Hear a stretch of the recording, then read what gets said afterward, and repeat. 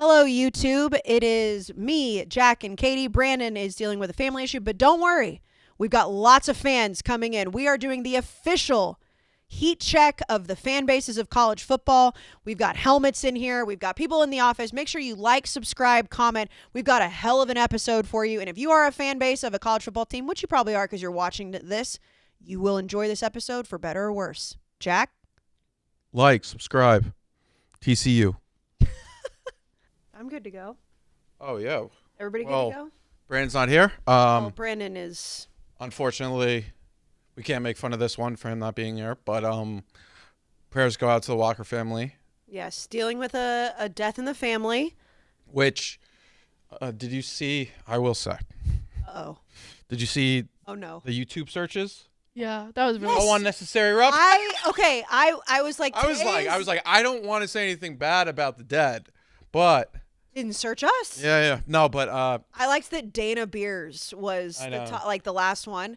So if you've missed it, Brandon's stepdad unexpectedly passed away over the weekend. Awful. Very, very sad.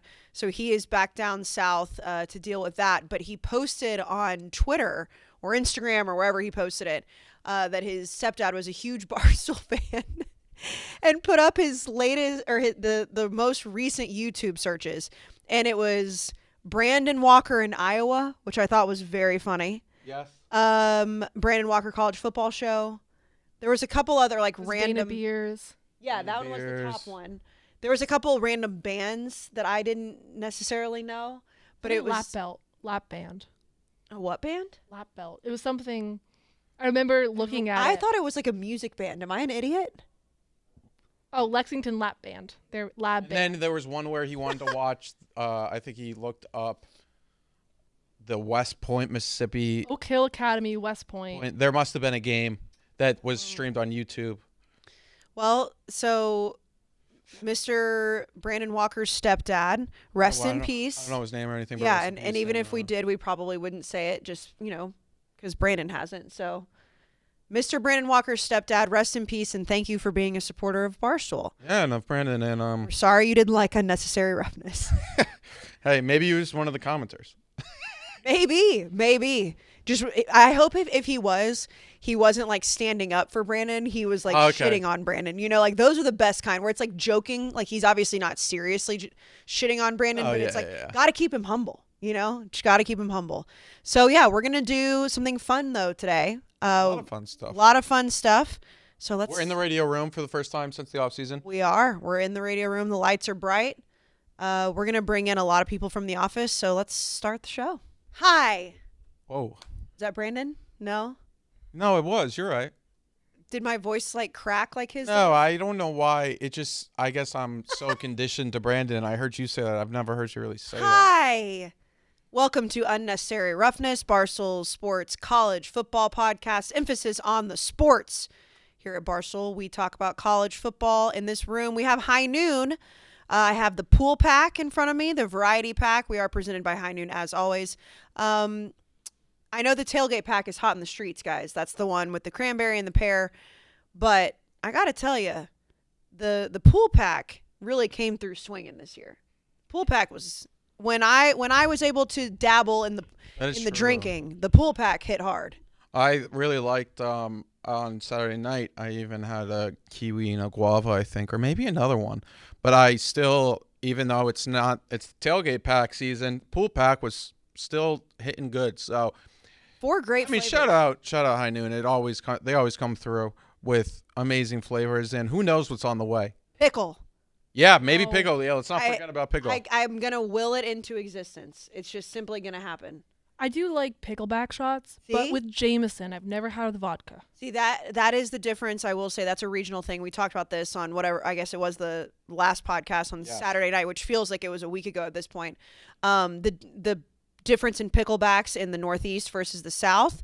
But the thing is that, and I'm just, you know how I talked about the peach bath for a long time, which we were going to do, and then I got knocked up.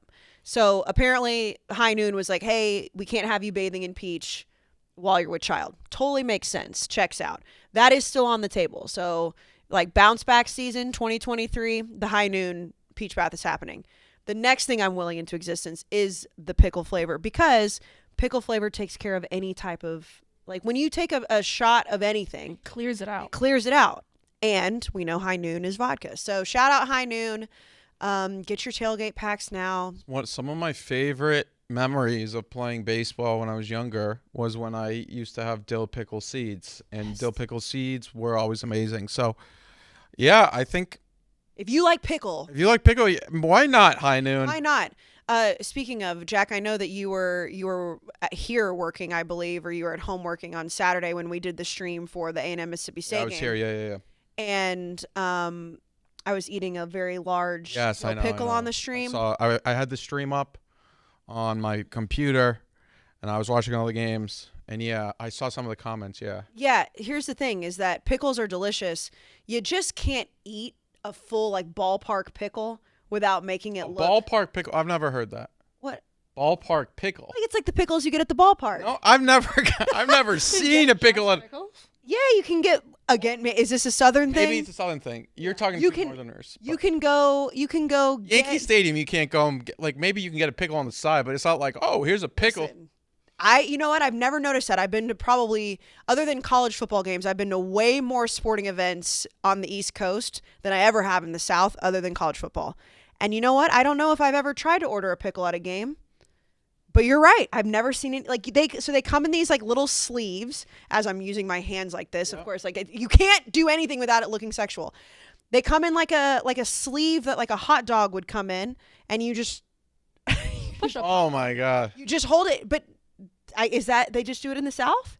Maybe no. I mean, what? They probably just do them at high school games, and maybe college games. Yeah. I don't know if I've ever gotten one at Kyle Field, but I know in high school you see them. I've seen them in delis where you can get individual, and you kind of peel it back, and it's kind of sitting there. But have you ever seen? I mean, yeah, there's delis in New York City that you get full pickles. Not a full pickle. That's the thing. You'll get a sandwich and then a pickle on the side. That makes sense. Like a slice. A slice, yeah. Or a spear per se. Okay, have you ever had one at a movie theater? Ew. What? Oh my God, I cannot be the only No. person. Noah, does this sound familiar to you at all? I've never heard that in my life. I'm a crazy I was person. also from the North. Okay, well, in the South. Movie theater this pickle is- legitimately disgusting. No, okay, so if you sorry. go. No, I like I pickles. understand, but it's so if you go to grocery stores or bulk stores, they have BJ's up north, it's Yep. Sam's, Costco, whatever. You can get gigantic jars, they're plastic jars. So they're not even glass, they're huge. You have to use two hands, and they're just the gigantic dill pickles, like the ones I was eating on the stream. And they serve them at movie theaters, they serve them at definitely high school concession stands. Okay. And I found in New York, when I first started working here, you know where else they sell them? No free ads here. 7-Eleven, you can get those. They come in their own little individual bags. I have seen that at 7-Eleven now that you say it. So they do have little individual pickles at 7-Eleven. That is facts. And they're full dill, and some of them are spicy, they put a little jalapeno in them. What I'm learning is that maybe I have an obsession with pickles, but that also the Northeast does a lot of things right. Does a lot of things better than most of the country, some would say. No, yeah, I mean, there's The pickles has a poor showing up here. maybe we need to start a pickle shop. I would if I could walk into this office every day and go to the kitchen and get a ballpark pickle. I will say pickles sit are there and probably eat it. a great.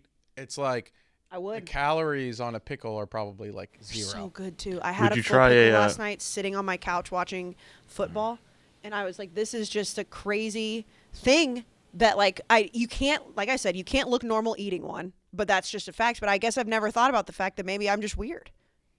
It's not even pregnancy. I think brain. Noah, did you have something to say about pickles the before. pickles? Noah. Well, she's not wearing the headphones. That's why I didn't. Oh no, here I'll put on. Please talk dirty to me, Noah. What you got on the pickles? I was just gonna say, have you heard of Kool-Aid soaked pickles? No, Because we did that once on Lowering the Bar, I believe. I don't know if you were. I wasn't on that here for episode. that. Kool-Aid soaked pickles? I've seen Oh, the bright yes, red. I remember they did that on Lowering the Bar, like Noah said. What kind of just any Kool-Aid flavor? Yeah, like cherry, probably watermelon, amazing. That's not even Lowering the Bar. That's just give me some. I definitely was not around for that because I would have been first in line for that Lowering the Bar. Anything pre-pregnancy, anything alcohol, I was first in line. All right, and then, football. Yeah, We gotta we do got to talk. Okay, football. but When you come into this room, you go into KCC or CCK mode. Yes, RIP. Okay, I will say this and then we'll move on. I can guarantee you that the people from the South that are listening to this podcast do not think it's as weird as you guys do about pickles at football games, basketball games. I don't think it's weird. It's just I've never heard of it. Okay, maybe it's just me. All right, anyways, so we have, like I mentioned off the top, we have a very fun show planned. As you know, if you're listening to this, we do 3 episodes a week. Saturday night, we have our instant reaction podcast. Thursday, we preview the upcoming slate. Tuesdays are kind of up in the air, depending on what we want to do. And last week, we did the Timbies. We did the September Awards. So if you haven't listened or watched that, go back and do that. Relevant. We very, very... Except for Michael. Michael Penix definitely fumbled his Tembi on... But it's still September, though. So... Because what they played on... Oh, they did play in September. They did because it was September 30th. They played on Friday. Tembi. Fuck. That's an old takes exposed right there. Kansas did not... The Tembi did not fumble their Tembi. No. A lot of... So we did the Timbies. I think most... I would say...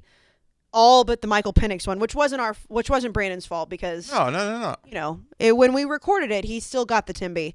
So today, what I thought we should do, because in the off season we did this a lot, is we did a check-in with fan bases, especially ones that are in the office. Now, most of our company is in Philadelphia right now. I know. For the dozen. This office is... There were so many people that were calling. I was like, why are you going? Well, the bus got here and everyone was screaming cabs are here, like Jersey Shore. And it was but there was people going that aren't even like, whatever. I think anybody could have jumped on that bus. And that is true. No one was checking. Nobody. Check anything. Nobody was checking shit. And everybody was just listening to Frank yell about the Mets. But we will do a check-in on that. We're also going to do our own version of checking in with the fan bases, because at the end of the day, if you're listening to this podcast, more than likely you are a member of a college football fan base. Yes. If you are not, you're a member of the college football fan base, which is the Unnecessary Roughness listener. So we're going to get into all of that, and we're going to bring in people that are sad, people that are mad, people that are happy.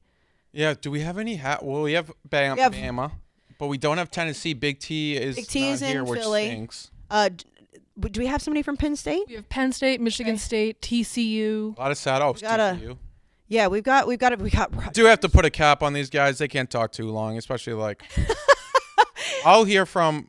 There's a few we'll hear from that will be interesting. There'll be some will be like, no, it's time to go. Well, I'll let you be the judge. Austin will want to talk about TCU for 30 minutes. Well, he's not allowed to. I listen. I've done a very good job of tempering my TCU hate, because I have to remember that most of the reason I hate TCU is because of the douchebags that I went to high school with. Yes. That's not TCU's fault. It's not. So I have to remember that. But we will bring those guys in. We'll go through our fan bases. So we're going to do 5 different categories.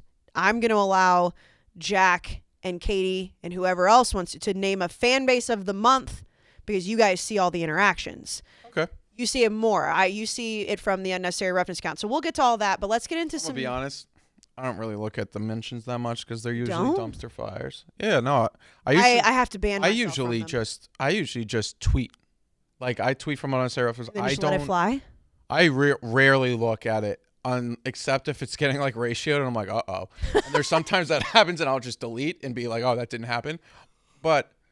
that happened once recently where I tweeted out something about like a high schooler asking to have his tape be watched by an MIT coach who asked for with the low GPA or like 1500 on the SAT, which is essentially like back in our day at 2300.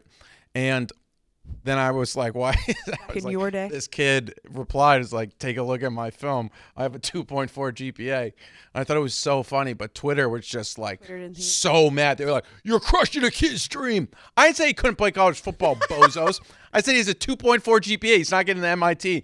But I just deleted it and acted like it didn't happen. How long after you tweeted it did you delete it? I didn't realize, because I don't look. Right. I didn't realize until...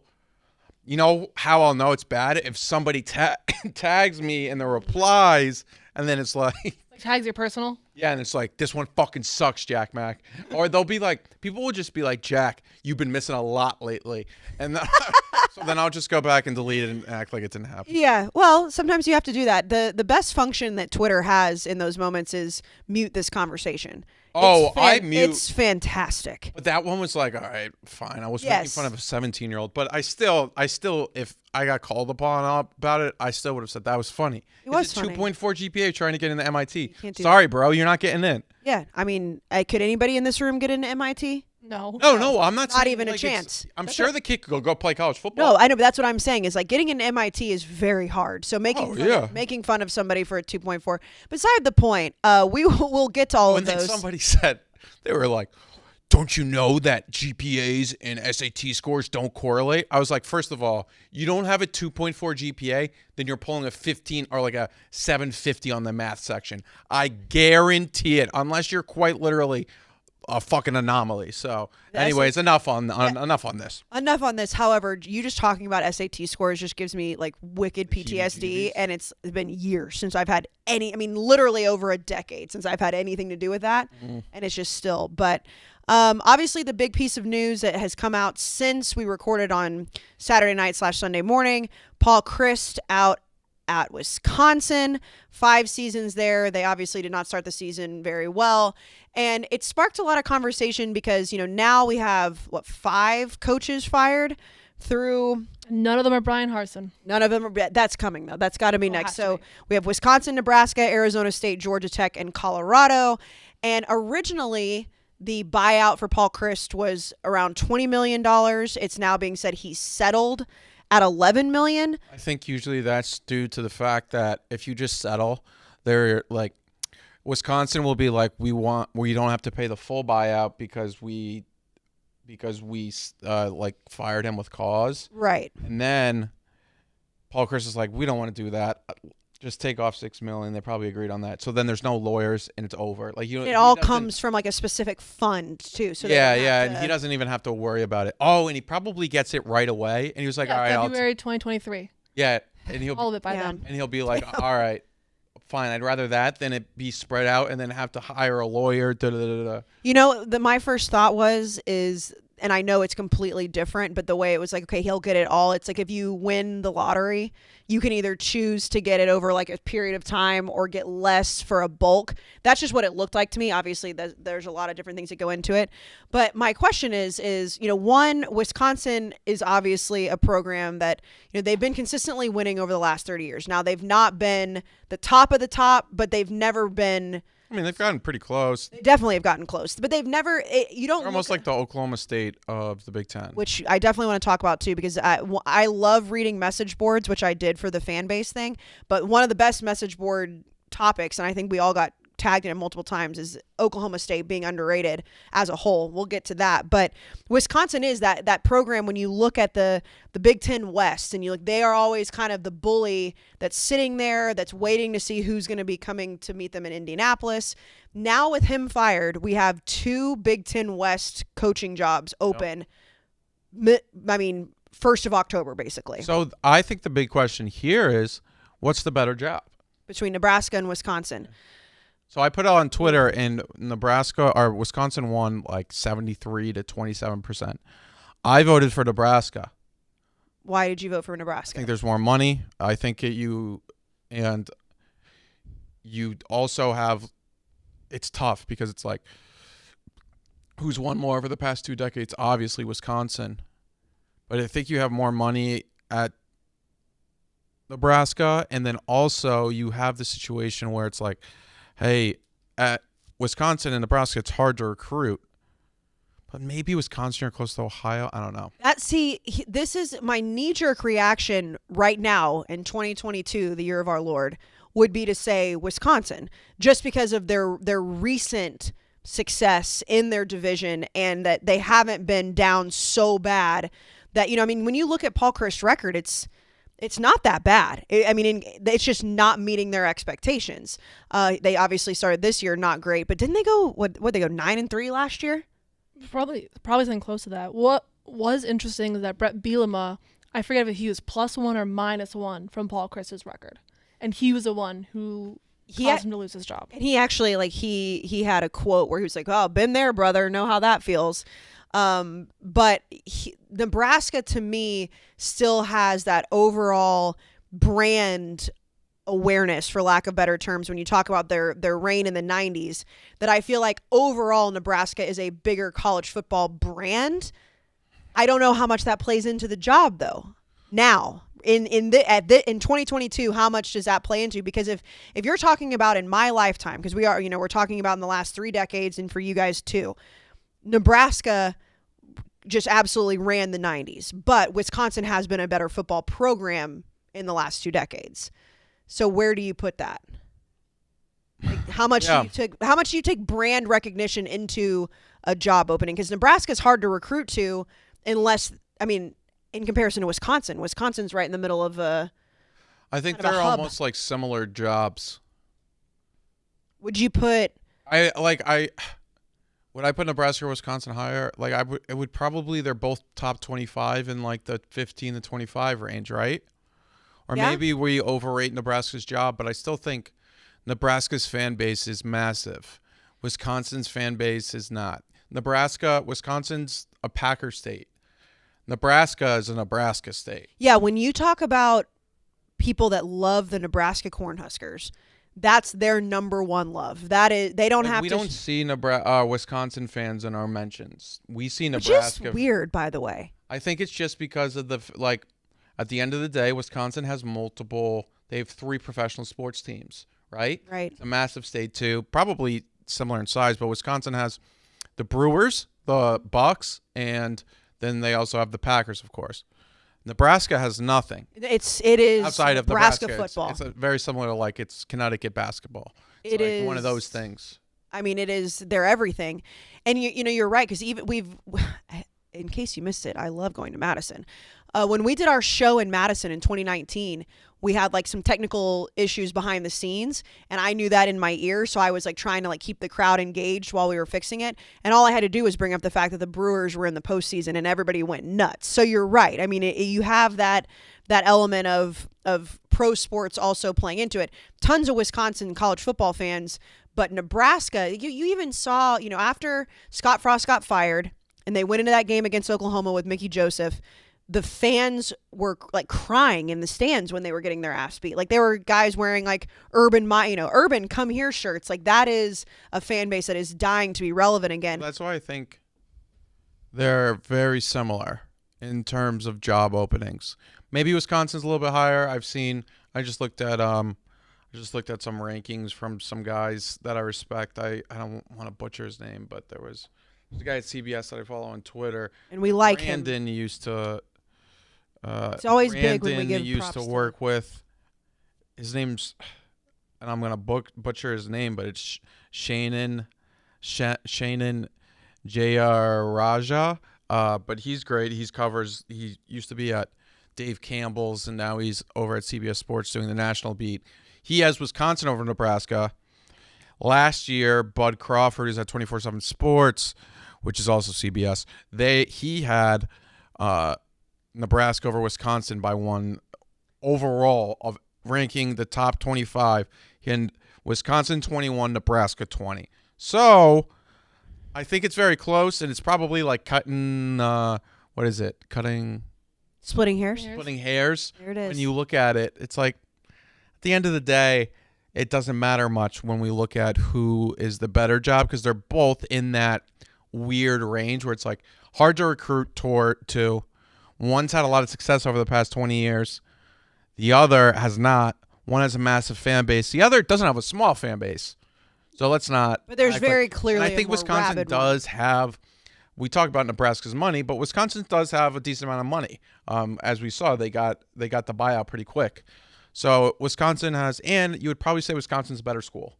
Yeah, and the fact that they're both in the same division too, like that does come into play. Like they're both Big Ten, right? And they're both they're both equal. Like, they're so equal in so many things that it really just comes down to what you put more weight into, whether you put more weight into branding, where you put more weight into recent success. Well, like branding, like what is Wisconsin's that much better of a brand? No, I think Nebraska is. Yeah, I do too. Like, or maybe it's like very similar. Like it's like 1-1.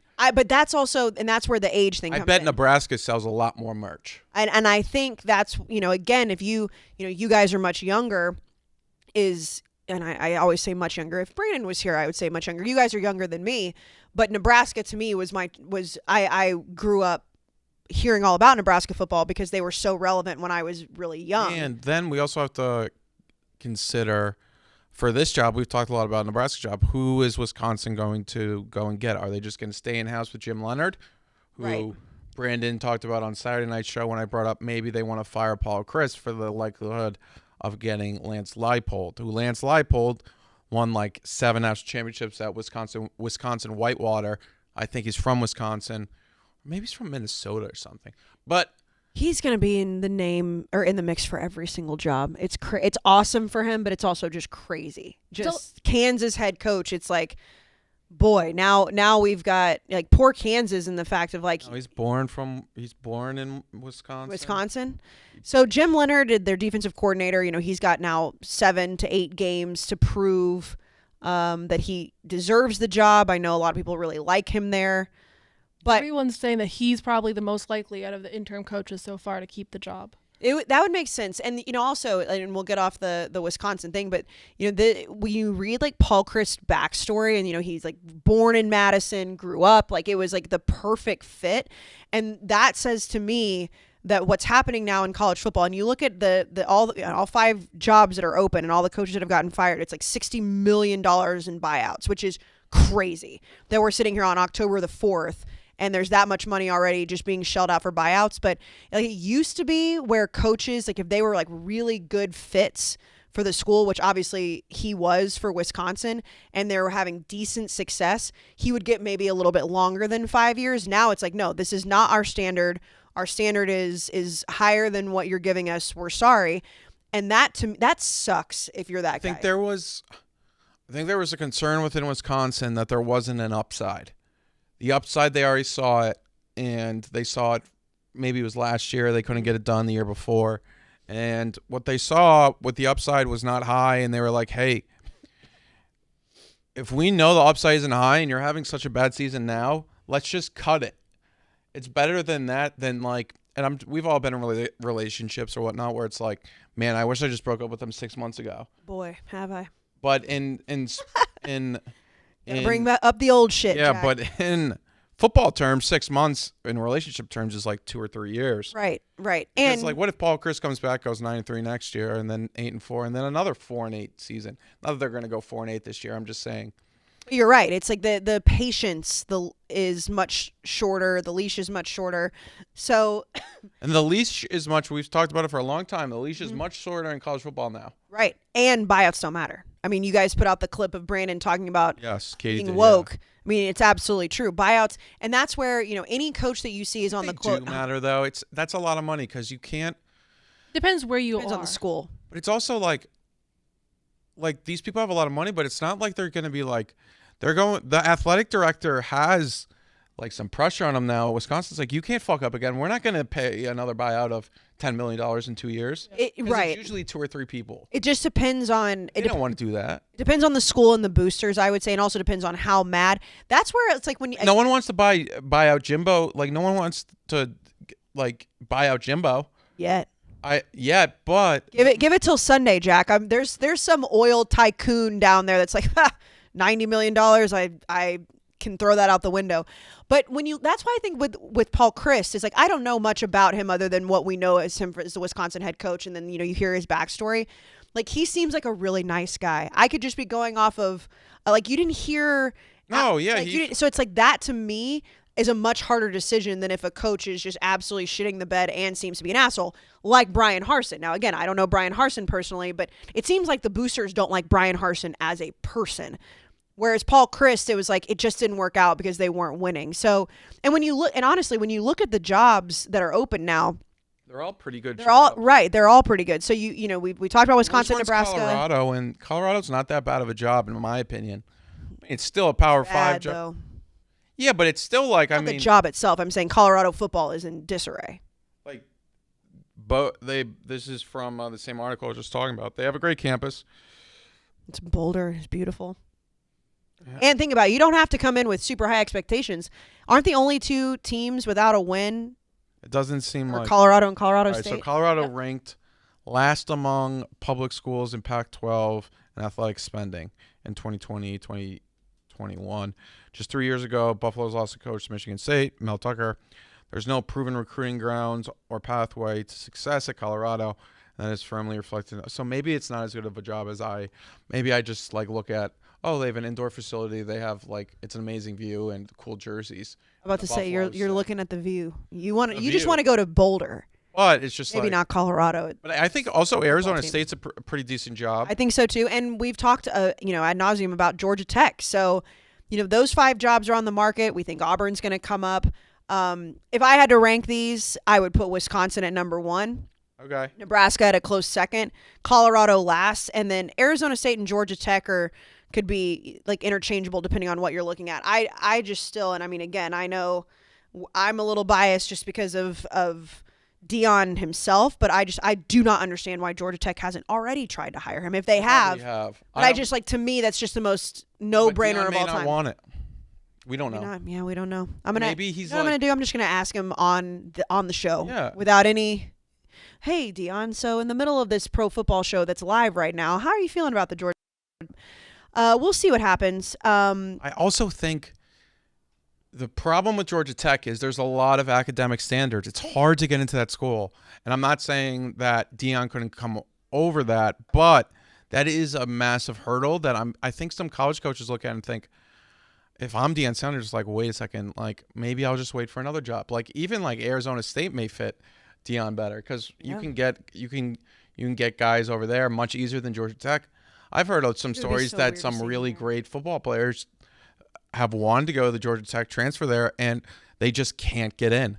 Georgia Tech's really it's not a joke of a school. No. I'm not saying the other schools are jokes, but it's a top level school. Right. Yeah, I just, again, it feels like a no-brainer to me, but we will see. I think, can we all agree that it's probably Brian Harsin next? Is there anybody else that you could see? Yeah, Brian Harsin was way above. I didn't see Paul Chryst coming. I don't feel like Paul Chryst saw Paul Chryst coming. No. No, I mean, I floated it out there on Saturday night's show, but I just didn't really think it would happen. But it did the next day. And then, Neil Brown, with them getting a win, cooled off his seat a little bit, but I still think that that job is something to look at. But again, we're in a new era of college football for a lot of different reasons. This being one of them. The buyouts are insane. Again, $60 million is crazy. You have David Shaw, Pat Fitzgerald. David Shaw, yep. Yeah, David Shaw, yeah. So we'll be keeping an eye on those. Stanford, yeah. I don't know how they don't fight. It's the same reason for Georgia Tech. It's so hard. As hard as any. I think Stanford's the hardest. No graduate transfers go there because no one can get in. Right. Even they have gotten over that hurdle before. He's been there forever too. It feels like. Yeah, I feel like he's been there since I was born. I know that's not true. He's got top 5 paid coach in the country. Yeah, which is if you think about that, where would you even put him in top coaches? 30th? Yeah, I'm about to say not anywhere near top 5 highest paid. I'll tell you that. And I get it's different. Stanford, they have a lot of money, but still, you're paying someone that much money to not produce. It's tough. Right. And then that's when you look at the cut your losses with buyouts. So, RIP from work, Jerry. He didn't die. Paul Chryst didn't die. But RIP that job. We'll see. I think Jim Leonard, this is a great opportunity for him, and I agree with what you said, Katie. He's probably, of all the interim coaches, the safest. I think Mickey Joseph had that opportunity. I don't think it's as safe anymore. So that was the big news. What else? What other news has happened since we last recorded? Looks like Quinn Ewers is going to play this weekend. Which we kind of expected, right? Yes. Yeah. He was dressing already after the Alabama game. I did see a clip of Venables. I don't know who quote tweeted it on my timeline, and again, I have to remember that my timeline is curated to me, which right now I'm speaking of muting conversations. I muted the OU conversation, so I can only imagine how that went. But Venables was talking about how he wouldn't change the game plan for the Red River shootout, which again, PSA, I will continue to call it a shootout because that's what it is. Apologies if it offends you. It wouldn't matter if it was Hudson Card or Quinn Ewers. Like, I feel like that does matter. I know you can't say that. Hudson Card played really well on Saturday. He did. He had like a perfect passer rating under pressure. He really played well. That being said, Quinn's better. Yeah. Quinn's better. We assume Quinn's better from everything that we've that's seen. true. And he'll get his opportunity. Katie mentioned this again, but the fact that this is the first time that neither Texas nor Oklahoma is ranked for this game. How long has it been? It's been 1998. That is crazy. Wild. First time in 21st century. And I also think that this is 98 is the first time that Texas is favored again. And they're favored by 7, I believe, right now. Oh, really? Since 98? I went through and I scrolled. Everything is Oklahoma.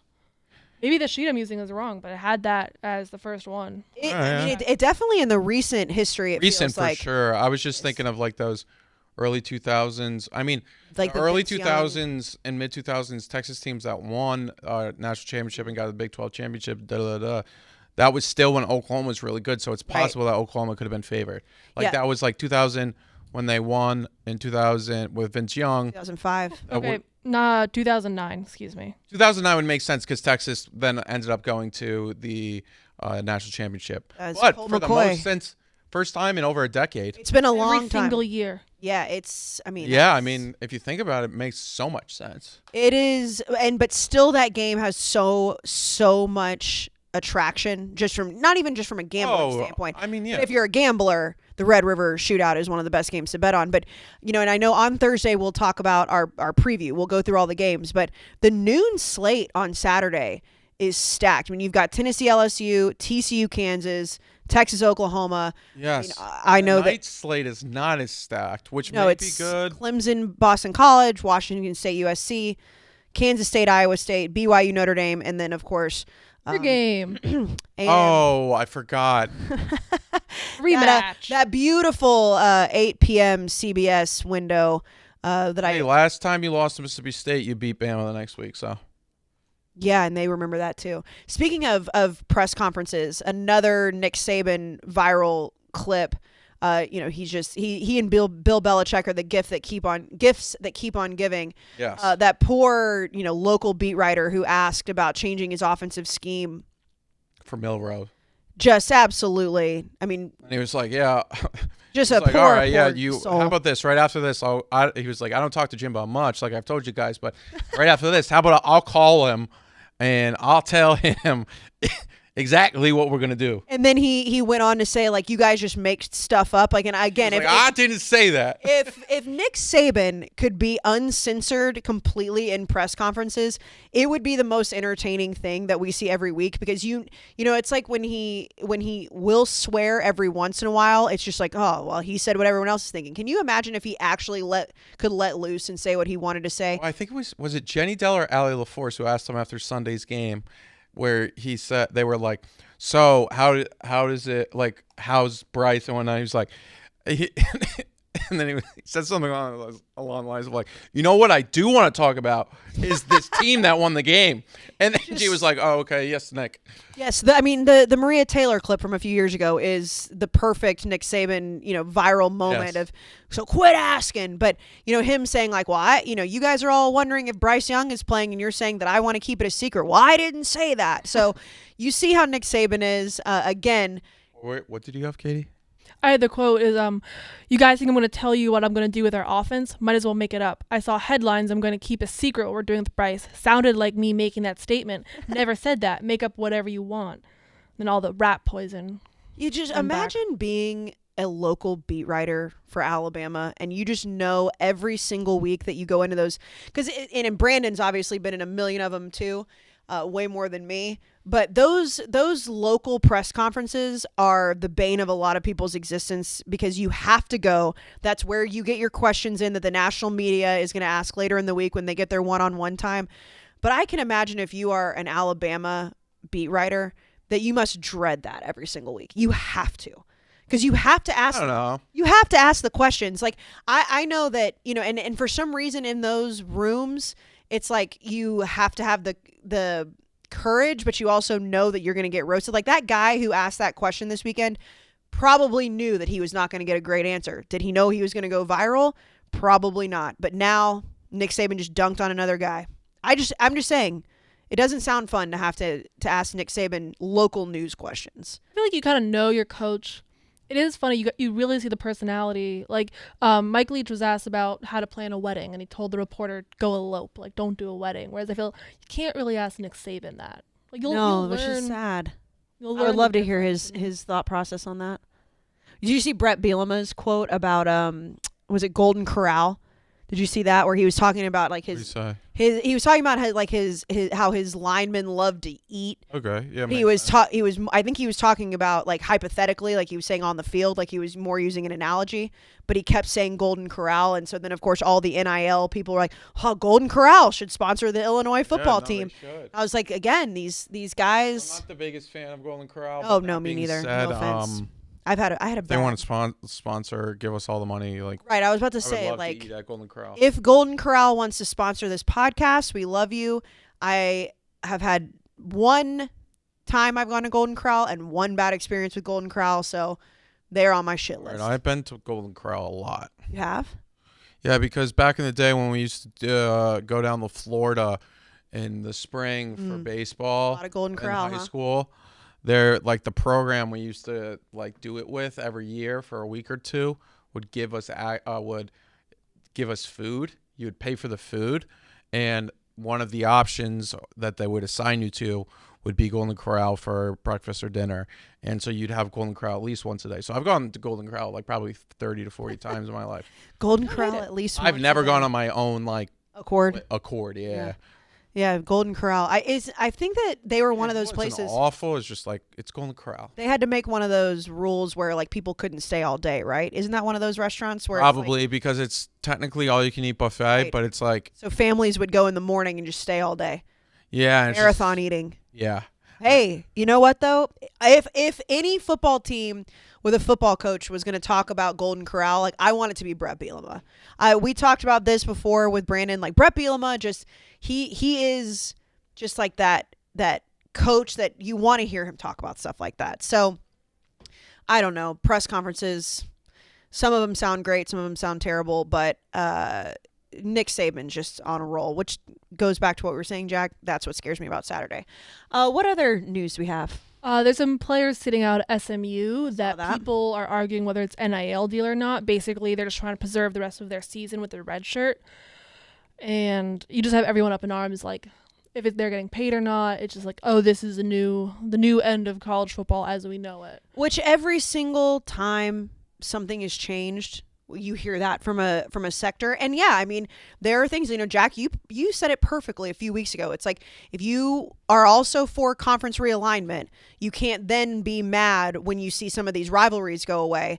So it is kind of giving with both hands. For players being paid. Right. So it's like, if you want players to be compensated for their name and image, which I have always said I think is the first start to giving them what they deserve. But what, in 2018 when they made the red shirt rule? I feel like we were doing the podcast with Johnny then. That's the reason I remember that.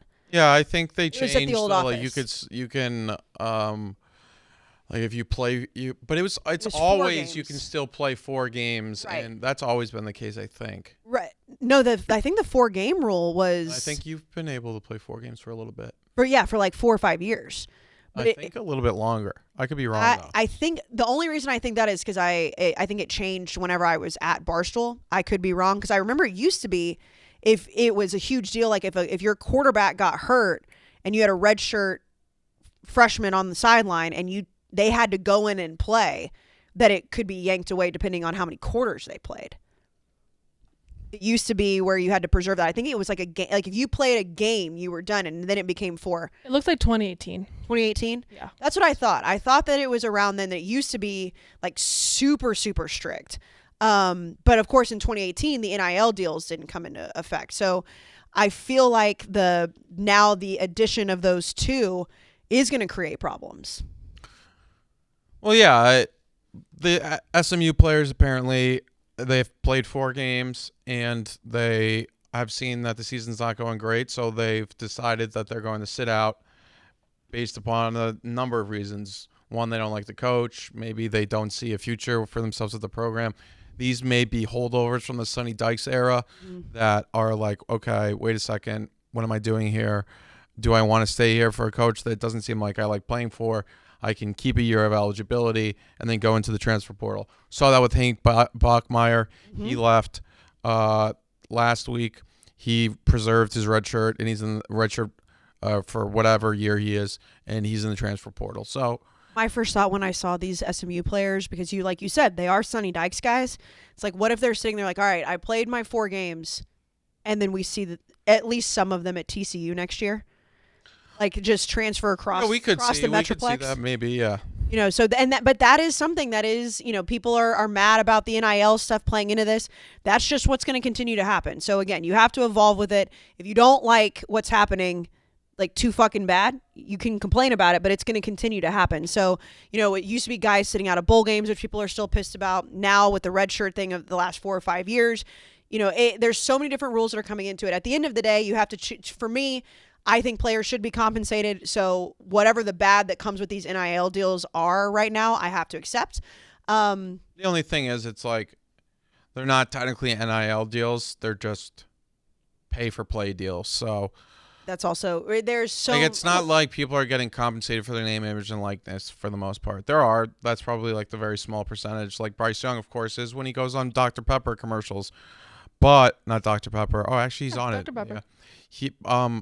But for the likes of like these SMU players, or like Emory Jones or something, like he went to Arizona State and got paid $70,000, not because of his name, image, and likeness. That was a booster NIL funded thing. Right. Maybe he did some like Instagram ads, but the NCAA just hired, they just apparently posted a LinkedIn job alert for someone who's supposedly going to go look into every NIL deal to see if it's actually pay for play. Oh, yeah, well, or good luck with that. Based on the market. That sounds like a horrible job.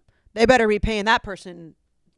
Can you imagine? You're the professional bad guy. And not only that, the tens of thousands of deals you're going to have to look at.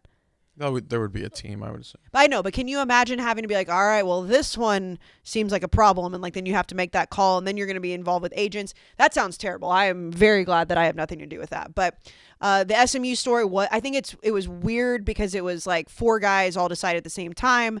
I think we're going to see more of that, which, sucks if it's your team, but it is the new norm. All right, it's football season. You're probably pretty busy. You're not thinking about things like making sure you're fully hydrated, making sure you've gotten enough protein, making sure you've recovered with all the nutrients that your body needs, which is why, Jack, we love Live Pure, LIVPUR, no E's, because Live Pure makes all of those things and more that I just mentioned very simple. Yes, and they have amino acids, less sugar, less sodium, vegan, gluten-free, and actually taste good, unlike most nutrition products on the market. There's a lot of them out there, and guess what? Live Pure is going to give you a great taste and also help you with recovery and energy. So you need both.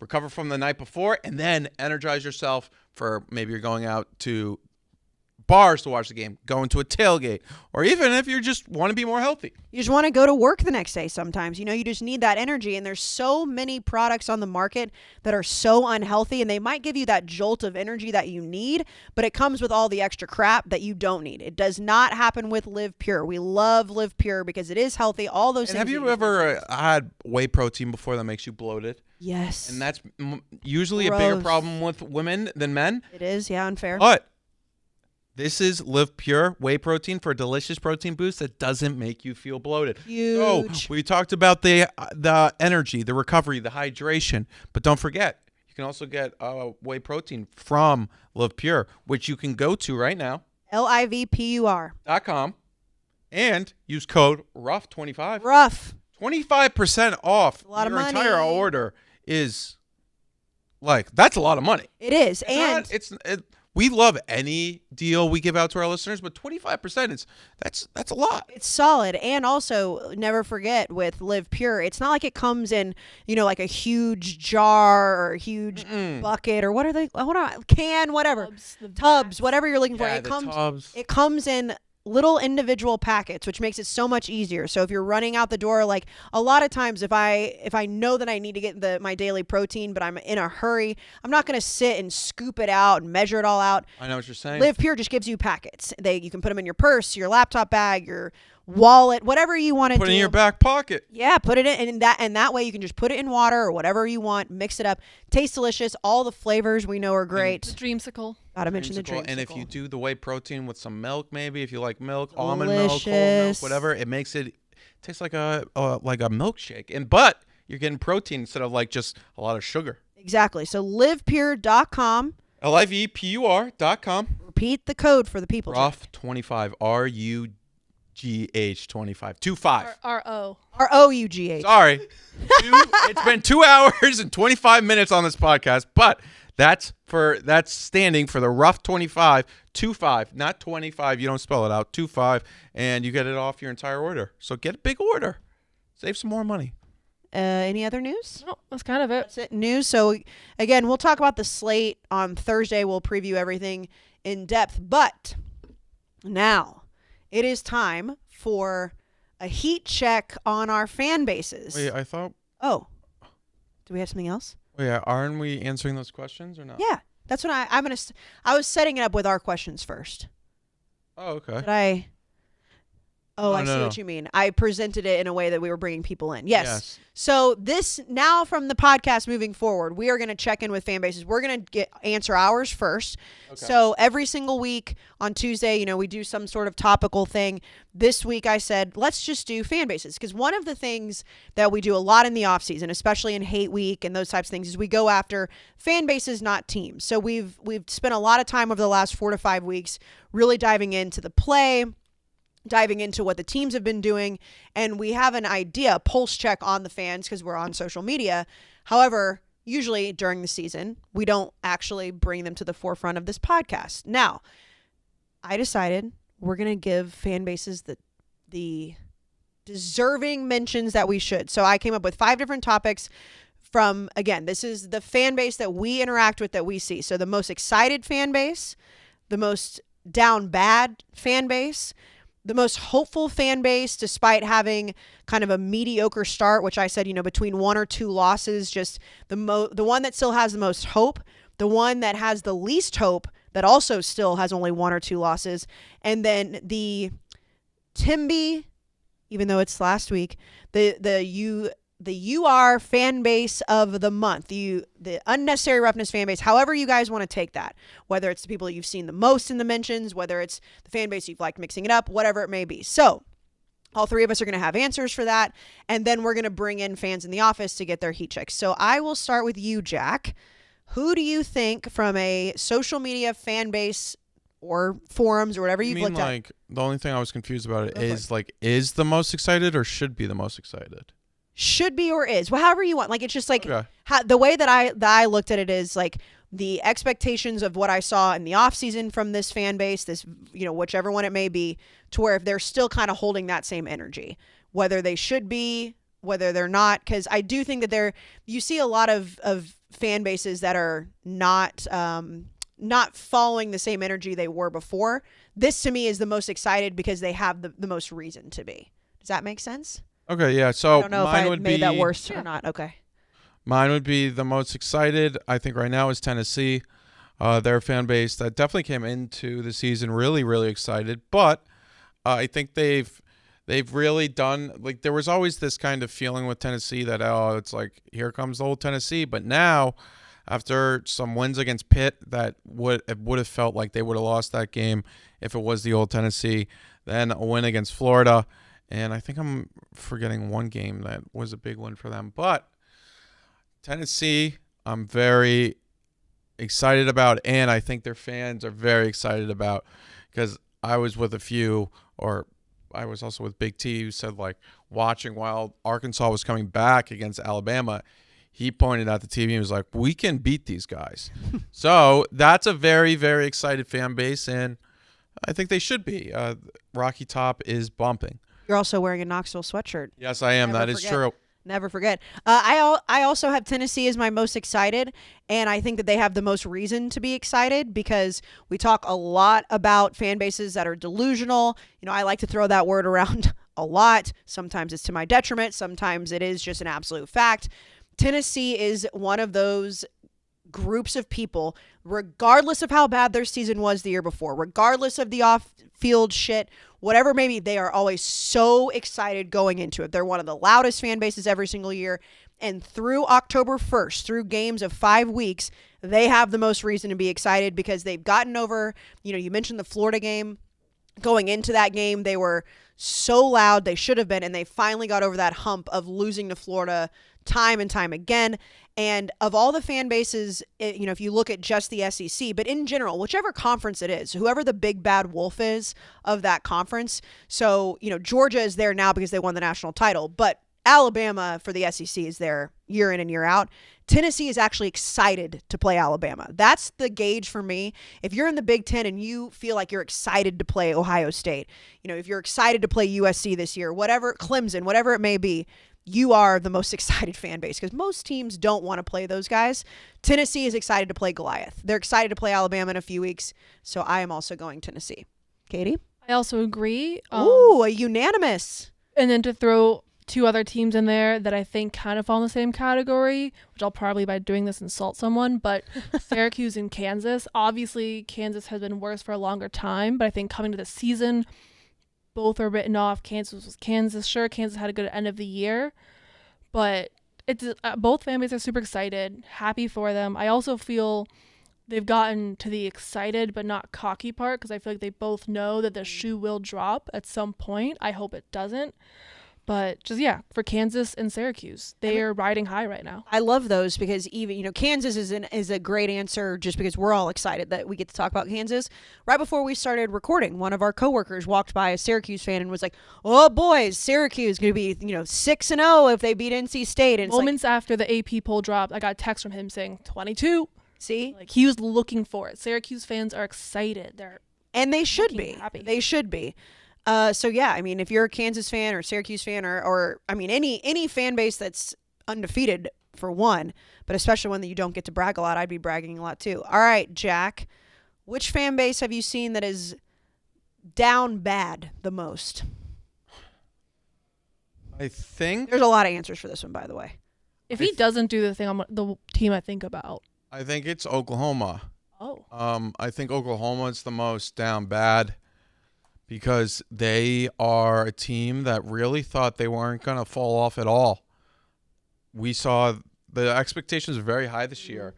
I'm not saying they thought they were going to make the college football playoff, but I thought they would be a top 10 team. And then the Kansas State loss, they were like, okay, whatever. We had a tough loss at home.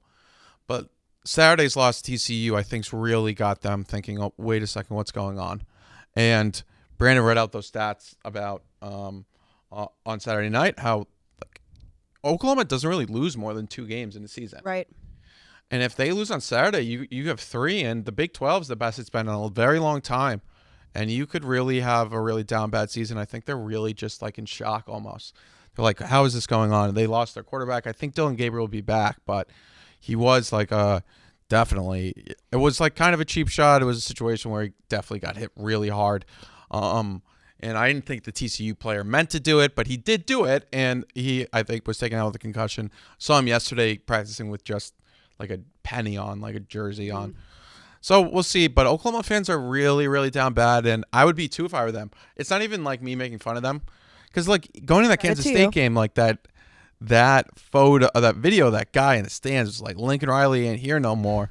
They took pride in it, and it's really fallen apart. What happened? I just spilled water all over myself. So Oklahoma is my answer. Yeah, no, that's a good one. And Katie, you were. This is where the 1998 number came from earlier. Oklahoma hasn't lost 3 games in a row since then. Yeah, it is 3 games, and it's.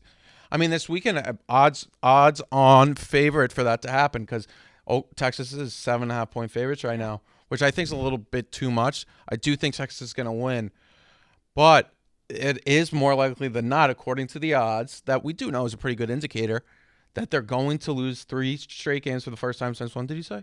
98. I mean, it's crazy. Like that's and they, I don't think they really didn't expect this. Nope. So, definitely not. And I kind of feel bad for them a little bit, but also they were so cocky about it. It's like I can't really even feel bad. Yeah, I like I said, mute this conversation is a fantastic tool on Twitter. You guys put out the clip of me talking about the TCU game and how they almost had 700 yards of offense, and immediately the responses are, because I said you guys can't be mad at Lincoln Riley. Just when a fan base is down bad when they're going against their own arguments that they had just a couple months ago, and boy, do I understand that. I'm a part of a fan base that does that, but Oklahoma fans definitely did not expect the Venables era to start with 2 losses back to back. And Jack, you're 1,000% right. Kansas State loss, okay, fine. No one expected before. Nobody. I mean, not many people with brains expected them to go 12-0. Yeah. But there is a difference between losing to Kansas State and then back to back. They were looking at the season like, hey, we can go 10-2, maybe win the Big 12, and then next year we're really in a good spot. Yes. Okay. Yeah, I mentioned earlier I have a 4 o'clock. Oh yes. I'm gonna get Sean Travie for Alabama. Yes. Yes. I don't know how many minutes should we tell him? We can rattle through these pretty quick.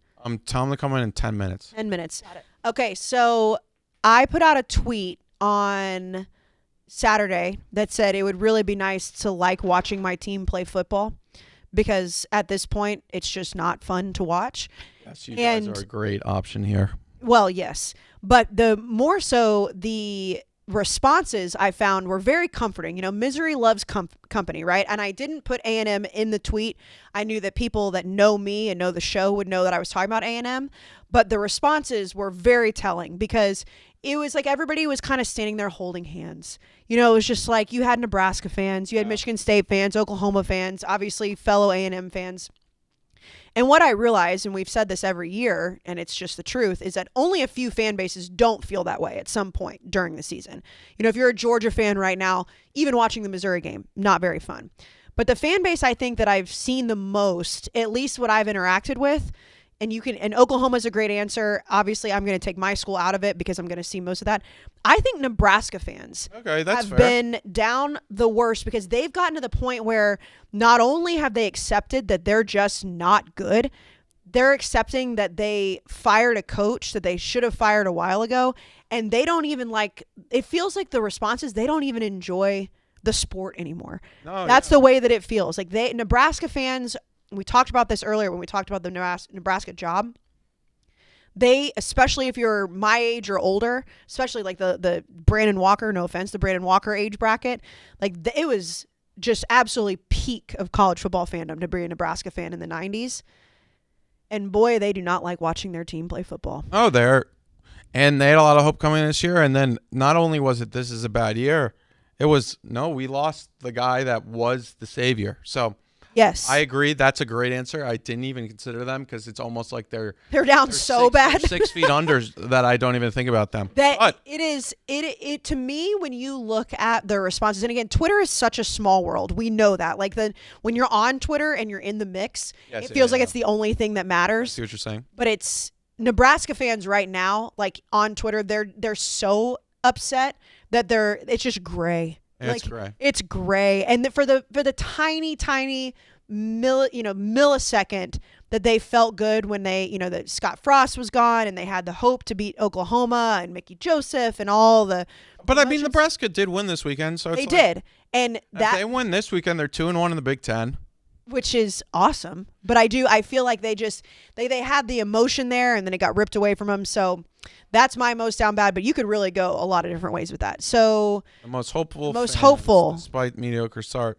I would say for my answer here is Michigan State. They have so much hope for some reason about a team that is really, really bad. They were hyping up a coach that was he was the savior of football as we know it. They gave him $95 million, and he's about to start the season 2-6. And this is his 3rd season. And they're going to say, the cupboard was bare under Mike D'Antonio. Well, it's just not true. They're talking about Mel Tucker as if he's this great recruiter. But if you look at Mike D'Antonio's recruiting classes, Mel Tucker's recruiting classes aren't that much better. So it's not like Mike D'Antonio left a team that was completely awful. And you're going to say, well, who are the good players on those teams? Well, how do you know the players that Mel Tucker is going to be good or recruited? And you're going to say, he's ranked 25th. Well, Mike D'Antonio was bringing in a 36th rated class. And Michigan State fans were expecting. I'm not saying they were expecting a massive this season, but they were talking crazy, man. Like they were talking crazy, and it was like from the get go. Like I'm gonna go back at one point and look at all of the like just replies and almost laugh at like when I tweet out. It's like, where's Tuck coming? Like to third in the where's Tuck coming to third in the Big Ten West?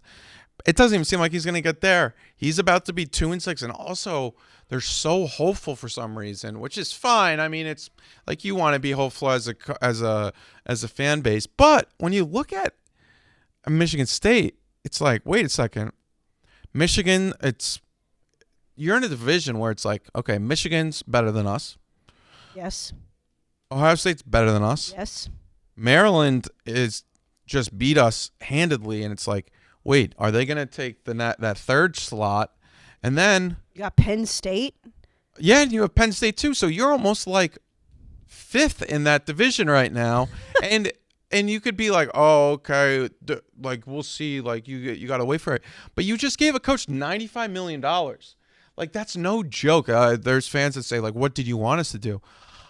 I don't know. Sorry, the market did not dictate that this guy should have got $95 million.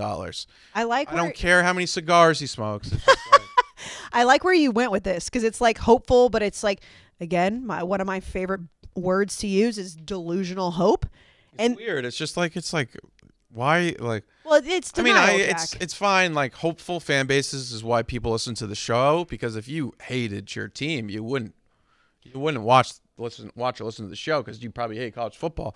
But Michigan State fans, it's brutal. Now they're just like, they've resorted to saying that I only use them for clicks, and that. Well, that's why you're talking about them right now. Yeah, and that I also only use them. I'm obsessed with them. Get a life. Oh yes, go outside. Yes.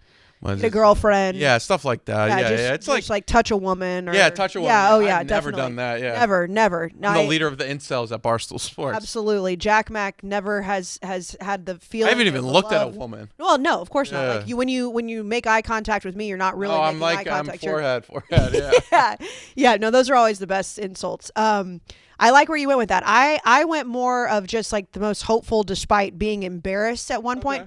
I'm going with the Oregon fan base. Now, okay, that's I think that most people that watched that game against Georgia said, okay, they didn't have a lot to lose because a new coach, everything, obviously Bo Nix transferring and everything they had, but they got humiliated. And I think that in the moment, and if you go back and you listen to our instant reaction after week 1, we were almost too kind to the fact, at least I know I was, like, oh, well, they didn't really have anything to lose. They got their shit kicked in, but like, was it really that bad?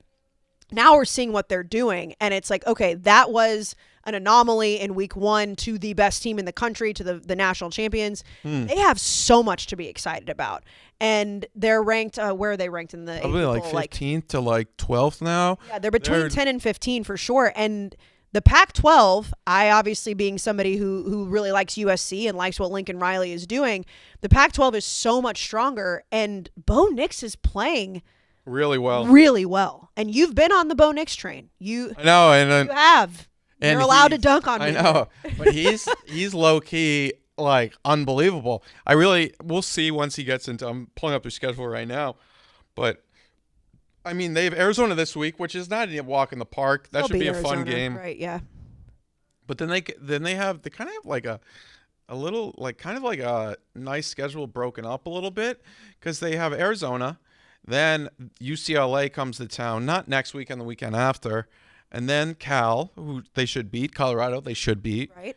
And then it's Washington at home and Utah at home. So theoretically, we could get a massive Pac-12 championship game between 11-1 Oregon and 12-0 USC, which would be crazy. It would be the biggest Pac-12 championship game like I can remember since I think like almost ever. I can't even think of one bigger. I know Oregon played Utah a few times, like maybe that was like 2019 or so. That was kind of meaningful, but not that meaningful. Like it was like for a spot in the Rose Bowl, which it always is, but this one was like they were both top 10 teams just right outside that. And the excitement around the USC storyline, which again, I've beat to death. But going into this season, I think I had Utah. I had some excitement about. But Oregon, you think first-year head coach, Bo Nix transferring after Bo Nix had a very up and down season or career at Auburn, had his moments on both the Jekyll and Hyde scale. And after week 1, it was very easy to say, well, Oregon sucks this year. They're rebuilding. And they're not. They do not suck. Obviously, there's a little bit of a rebuild. But in that conference, they look phenomenal. So I have them. Some other ones I had, you had Kentucky fans who are still very loud about them. They did not lose that game to Ole Miss. They won, but they beat themselves. But Oregon to me is the most hopeful despite having that really embarrassing loss. Who have you seen, Jack, that has had 1 or 2 losses? It's had a, quote, mediocre start that has the least amount of hope. Yeah, this is one that's tough. You know what I did for this? I did some fan forum searching. Yeah, I'm even looking at teams now, and I think some Iowa fans are really disappointed. I think some Arkansas fans are low-key getting to that point. Arkansas fans. I also think Pitt may be getting there. I would say Pitt's a good one. Arkansas fans are that way because and we talked about this going into last weekend, the game that they had circled was the Alabama game. And so losing to A&M beforehand was really tough. And I think that's the way, we've seen it with Wisconsin in the past too, where they circle the big games. And going back to Paul Chryst, if it's not just competing with Ohio State, it's when you're losing to teams that you have no business losing to, like Illinois. So that to me is Wisconsin. Yeah, you know what I'm saying is with Wisconsin, it was you can lose to the big time names and be okay. You can't lose to the names you shouldn't. That to me is what happened with Arkansas. Is they did not believe they should lose to A&M. I have a very clear answer on this one. I'm interested to see what you say, but if you have one before, and it's kind of an up in the air. Do you have one? For best? For the least hopeful. Yeah, least hopeful. I thought I just. Oh, you did say that. Did you say Arkansas? I said Arkansas, but then you said one that was really good. Wisconsin, I think, are the least hopeful right now. Okay, so here's one I have, and this is they'll get that new coach hope injected into their veins very soon, which is going to give them a lot of hope. So the one that I went with, and like I said, I did go to a nice little fan forum called Tiger Droppings. Yeah, Tiger Droppings. Which I'm sure you've spent some time on. I'm going to go with LSU because LSU, they lost to Florida State. And everybody talked about Brian Kelly maybe not being the answer. If you just peruse their fan forums right now, they're what, 4-1? Yeah. You would think that they've lost every single game. And that's not true across the board, but you've got people who, Ebony and Tico are rubbing their boobs against the glass. They're twerking on the glass. They're rubbing their boobs. Barstool Sports, ladies and gentlemen. It is quite a distraction here. But you've got things, Brian Kelly says one thing and then goes back on the same old thing. And one of the things that I saw that was very funny, in the ESPN Power Index, I don't take that thing seriously at all, but there was a guy on Tiger Droppings that broke it all down and said to finish the year 10-2 would be amazing from where we were at the beginning of this season and tremendous bounce back. But why is the FBI so high on LSU? And they're even higher than most delusional rant posters. Is it just because we're realists? Are we being negative people? You've lost one game. You've lost... And if you go through, I was reading through all of it, and I understand that LSU fans are rabid, which they should be, but they've lost one game, Jack. Yeah, if I was talking to an LSU fan, I would say hey, you guys beat a really good Mississippi State team. Yes. And then you also went into Auburn. You probably got a little bit lucky, but you won the game. And sometimes you have to get lucky on the road in the SEC. I get we think Auburn's awful, but they're not. At the end of the day, they are an SEC team that competes. So they're not the worst team in the Definitely entire world. Not. So this was my favorite one of all the ones so it's the subject line was 11 a.m. start for a slow starting team. Again, this is on LSU's fan forum. They're playing Tennessee this weekend. Tennessee will come in jacked. Jacked. If LSU does well, this would mark the first time they are for 2022. Act like they've held anything back for this game. It is what it is. See LSU getting behind for the first half, way too much to overcome, though they will unleash the up-tempo, which I feel like they should start with on the very first drive, when it's obvious they're in trouble, but it'll be too late. The Vols ain't FSU and Auburn. Vols win. Like, this man's... So that guy just predicted that Tennessee's going to beat them? Easily. Like, oh, well, this is like even the subject line, 11 a.m. start for a slow starting team, ... It's like, guys, you're 4-1. Like, I understand being down, but why get some hype up? Yeah. Like, that to me surprised me. No, and especially because it's like, I think LSU had some hope coming into the year. I think they're a little down on the fact that their offense is so anemic. Right. But it's like, you're not out of this, guys. They're undefeated in the SEC. Right. So I know it's like you still have to play Tennessee, you still have to play Bama, but and you still have to play A&M. But at the end of the day, like, you're not. No. Like, you lost to a decent Florida State team in a crazy fashion. Yes. And you're 4-1. Right. So you get a good Mississippi State team. Like, I consider Mississippi State a top 15 team in the country. Brandon would love you for that. So, like, you beat them at home. Right. And you beat them kind of handedly. Right. Like, at the first half looked like State was the better team, but then in the second half, like, it is. But this Saturday's a big game for them. I hate that it's at noon. I would rather it be at night. But it's a big game for them. And it's a big game for Brian Kelly. But also, it's like, if they go 9-3, 8-4, even 7-5 this year, does it really even matter? Like, you have to let Brian Kelly get his guys in there. There's still some guys, like, there's some holdovers from the Coach O era that maybe not be buying in completely to the LSU Brian Kelly culture. So, like, I don't know. LSU fans, you have to be a little bit patient. I know it's hard to tell a college football fan base. But that's what's so crazy. That's why I put them to win this category. It's like, you have to be patient, but you're undefeated in your conference, folks, and it's bad whenever you go to the forums where you're supposed to be the most delusional and have the most hope, and you're already just like, well, whatever, like, Vols are going to win. Later in this episode, spoiler alert, we will have TJ in, Rutgers fan, big time Rutgers fan, biggest in the Hall of Fame. Might be in the Hall of Fame. We also are going to be talking about the fact that we will be going to the Rutgers game, the Barstool College Football Show. Me, Brandon Walker, Dave, Dan, Big Ev, the whole crew will be out there for the Rutgers-Nebraska game, Friday Night Lights. And Jack, Katie, you know who can really hook people up with tickets to that game? I actually do. Do you, Katie? I think I might. Game time! Game time! We know, we love Game Time. The exclusive ticketing partner of Barstool Sports. And boy, do we love it. We've talked about it a million times on every single show that we're on.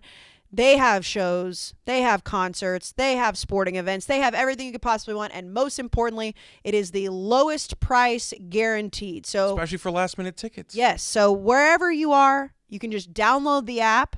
It's download simple. it today. So the next time you're thinking about going to a sporting event or a musical concert or anything, you'll have the app ready. So you don't have to wait for it to download. Get it today. Right now, as you're listening to me tell you, right now, get it right now. It is so easy. We've used it. Like Brandon's mentioned, he went to a Yankee game. I went to a Justin Bieber concert. We've gone to plenty of sporting events. Game Time also gives tickets away at our live Barstool College football shows for people in the stands. We have a code this time. We have a code. What is it?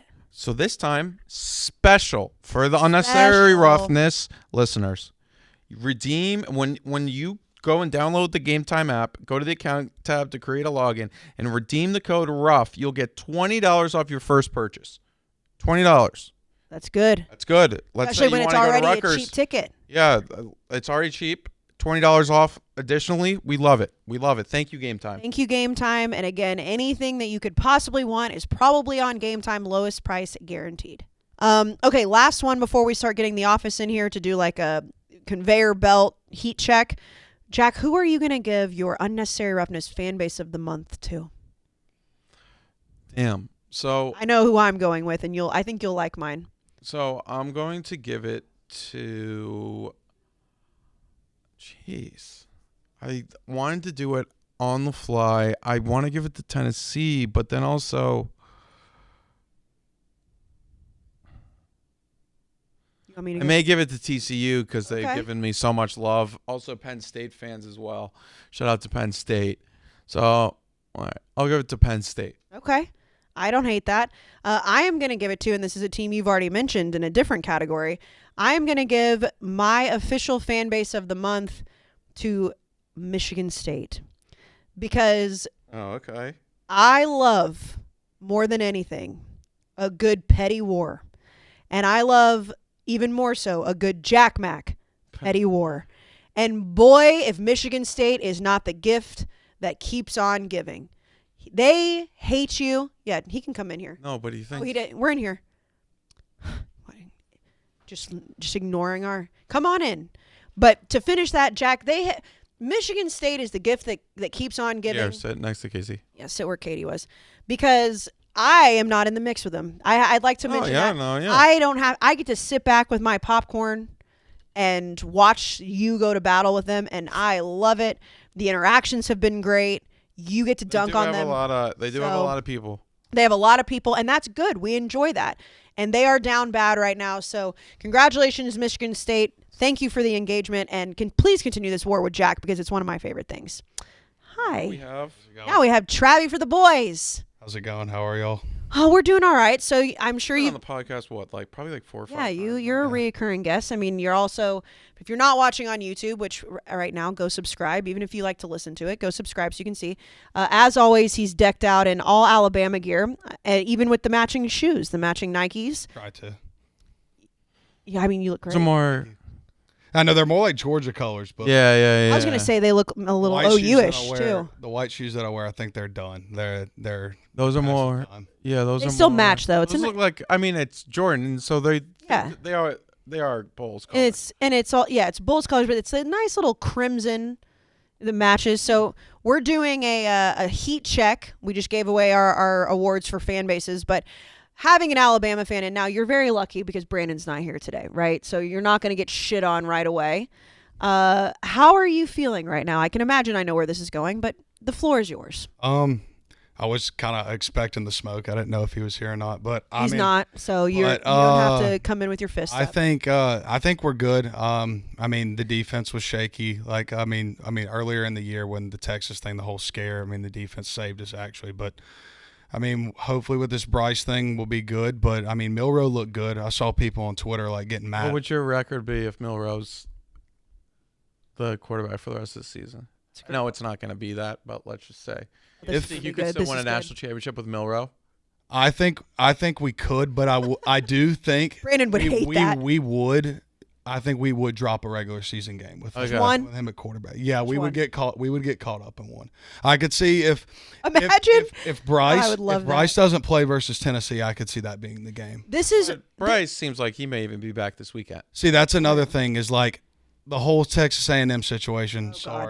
But this had to be talked about. I think we can win without Bryce. If Bryce is not 100% to go, let Milroe play, let him have a week of practice, week of prep, and let Bryce be ready for Tennessee. But then in another instance, I would if Bryce can play, I would rather get him up, and he doesn't need it because he's done it last year. But with the whole game speed thing, I would rather him jump in, play this week than us pull him, than his first action in 2.5 games being the most wild crowd Tennessee's had in a very long time. You know how nice it would be to be a fan of a team where you're that confident with a divisional opponent. You're like, you know what? Let's just play our backup quarterback. Yeah, well, I'm jealous. I'm so jealous. Not that bad. No, I know I'm not, but that's my point. Is that most people would say, okay, listen, our Heisman Trophy winning quarterback against a team that did beat us last year, regardless of who it is, who's in our division, we want him back. This guy just sitting around whatever, just let him sit and get him healthy. That must be nice. That's just how it is. That must be nice. It's the same situation with the Tua situation, but not. I mean, it happened before. We can do it. Obviously, Ohio State's had the thing where it's happened before. I think they'd be ready if he has a week of prep. I do think we would drop one though if Bryce were to hypothetically be out. Yeah, because he's still day to day. He should be, but yeah. Okay. Are you afraid of Georgia? No, not after these last 2 weeks. They look human. Like, I understand they destroyed Oregon at the beginning of the year. They were looking good. Kent State, you look at it and it's like, oh, it's a little bit of a scare. And then they go to Missouri and it's like, they should have lost. I understand it was, they should have lost. And it's a team that went to Auburn and like should have won, but like so much higher than Missouri's level. I know you have like a slip up, but you think the slip up's just going to be like a scare versus Kent State and not back-to-back weeks versus Missouri. So here's my question for you, because I know, Alabama fans, you guys are used to being number one always in the AP poll. You are back to being number one in the AP poll, which doesn't really matter until November, but for heat check's sake, how confident are you in the voters that, let's say Georgia handles business, Alabama handles business, that you guys stay there? I think if it's like it could be like a flip-flop situation, but they might be just like settled on like if Bama handles it and then Georgia handles it, it'll stay how it is. But personally with me, I don't want to be number one in the poll. Really? I would rather us all year just stay number two. And then because we can just use it as motivation, being like, hey, the media doesn't look at us like we're top tier. Us stay at 2, and then it comes down to the playoff, and then we're still number 2 and win the championship. Then we're number one. I'm so jealous of the only time I care about being number one is the last game of the year, and it's all said and done. We could be 4-3 the whole year. I don't care as long as we're. What would you give? That is crazy. The percentage chance that you win the national championship right now? I mean, I'm confident. So yeah, percentage. October the 4th. What's your percentage? For me, if Bryce comes back healthy. Yeah, Bryce. Yeah. Let's just say Bryce is healthy. There's no shoulder issues. But don't worry, it doesn't matter about this weekend, as you said. If we win, I give us 95% chance. Holy shit! That's unreal, dude. 95% chance that you win that championship. Okay. In my personal feeling, no, it's his opinion. We wanted. I know. I love this. I know this will be. This is. I don't think it's a hot take. It's a hot take. If we stay healthy and everything does, I don't think that people can run with us. Okay, so all right. You give. Let's just hypothetically say that because Ohio State and Michigan are going to play each other, and obviously Alabama and Georgia right now is who we think will end up in the SEC championship. But let's just say the top 4 is right now is what it is. You give Ohio State, Georgia, and Michigan only combined a 5% chance they could beat you. Well, the way that I'm looking at it is. If you're equating all teams, then the percentage is probably lower. But like confidence level in my team is more where I'm coming from is in confidence level. Let's say you were setting like odds. If we're setting odds, I probably say we're like plus 150. But what would you actually like if you were? Oh, if it's up to me, like, let's say there's no market, like you're the one setting it. I'm putting us at minus money. Yeah, what? Against the field, just everybody else. What do you think they should really be? Like minus 150, minus 200. All right. I again, Brandon's not here to like dunk all over you, because it's hard to dunk all over an Alabama fan to have this confidence. Everything that you have just said makes me just absolutely what game scares seething you with jealousy for the rest of the season? Right now it's Tennessee. Tennessee, yeah. Not the SEC championship game. Well, let's say it's the SEC. Obviously, you have to beat Tennessee to get there. Okay, if we're saying it's Bama Georgia, it's probably Bama Georgia. Okay. But if we're going regular season alone, it's Tennessee. Another thing is I was glad that they went ahead. This was before this previous week, but they announced the night game being Bama and Texas A&M. Because if they would have announced it this week, I'm 100% in the belief that it would have been a night game in Knoxville, and I think it would have been even more like blown to it's already the biggest game for them anyway at 2:30, but like playing a game at 7:00 in Knoxville. The only thing is if LSU knocks them off next weekend or this weekend. Yeah, if I don't think they're going to be looking ahead, but it's tough with just you don't play them until the 22nd. Yeah. So I wish in a different world. You play them on the confidence. 15th. Well, yeah, no, it's the 15th. This is the 3rd October. Yeah, it's next weekend. So, all right. So at the end of the day, Alabama fans, 95% chance to win the national title. That's on confidence level, but yes. I would love to have that. No injuries, more, keep it going. I mean, yeah, if you're a quarterback, like if Bryce gets seriously injured, it's obviously it's obviously different, but okay. Anything else you have for our in-house Alabama fan, Jeff? I'm just trying to think. No, that's what I wanted to hear. Obviously, I talk with him a lot. Like, just on a daily basis, but it is always good to hear. It's better when Brandon's here because you dislike Alabama. Well, I'm realistic, Jack. What just happened? Somebody was knocking really hard on the door. You can see people like coming around the corner, like are probably Tico. I'm gonna guess Tico. Yeah, you can. Yep. Yeah. Okay. Well. Unreal guess by me. Yeah, that you could tell that something was going on when everyone was coming around the corner looking to see who Pat was yelling at. Which, by the way, I would not. He was like, "Who is it?" Which is a fair question. And if you're banging like that, yeah, and he's also giving her a talking to. I would not want to upset security guard Pat. Just he is a. I think he's more like joking with her. Definitely. Yeah, no, it's so here's what you were going to say is it's better when Brandon's here to give him shit. I have said this to Brandon many times. It's easy to say Alabama fans. Wait, do they scare you? What, Mississippi State? Yeah. Hell no. All right. Because okay, so that tells you like exactly what I mean. That's at in Tuscaloosa this year. Yes. I'll check real quick. It is because you guys played them.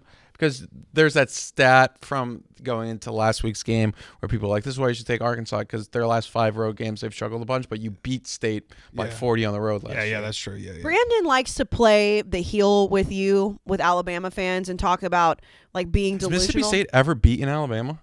Yeah, they have, but 2007, I believe, with when we had John Parker as quarterback because he threw like 100-yard. So it's been like 15 years. Yeah, it's been a long time. They're on the same track as Arkansas was. Yeah. And at the end of the day, like I'm just realistic when it comes. Like if you're an Alabama fan, like you have every right to be delusional in a good way.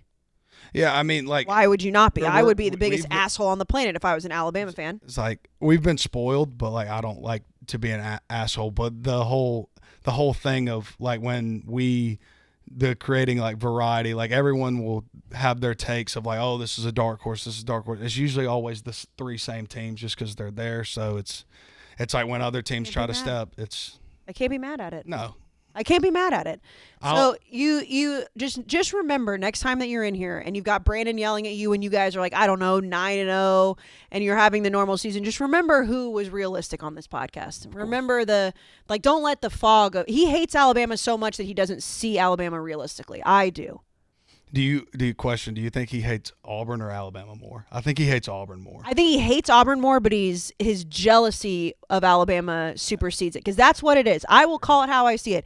And if you're not jealous of Alabama, if you're an SEC fan, I mean, how like he's jealous of you. That's what the fact. You know, people hate what they're jealous of.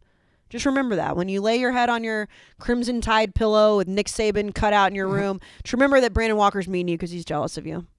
All right. Thank you. Thank you. Who else do we have? I know we have. Yeah, Katie said we have like a whole list of people, and again, it is. Yeah, if you find somebody, send somebody in. Oh, you can send him in. Send him in. I going from Alabama to TCU is tough, but Jack, here's the thing. You know, you're a UConn football fan.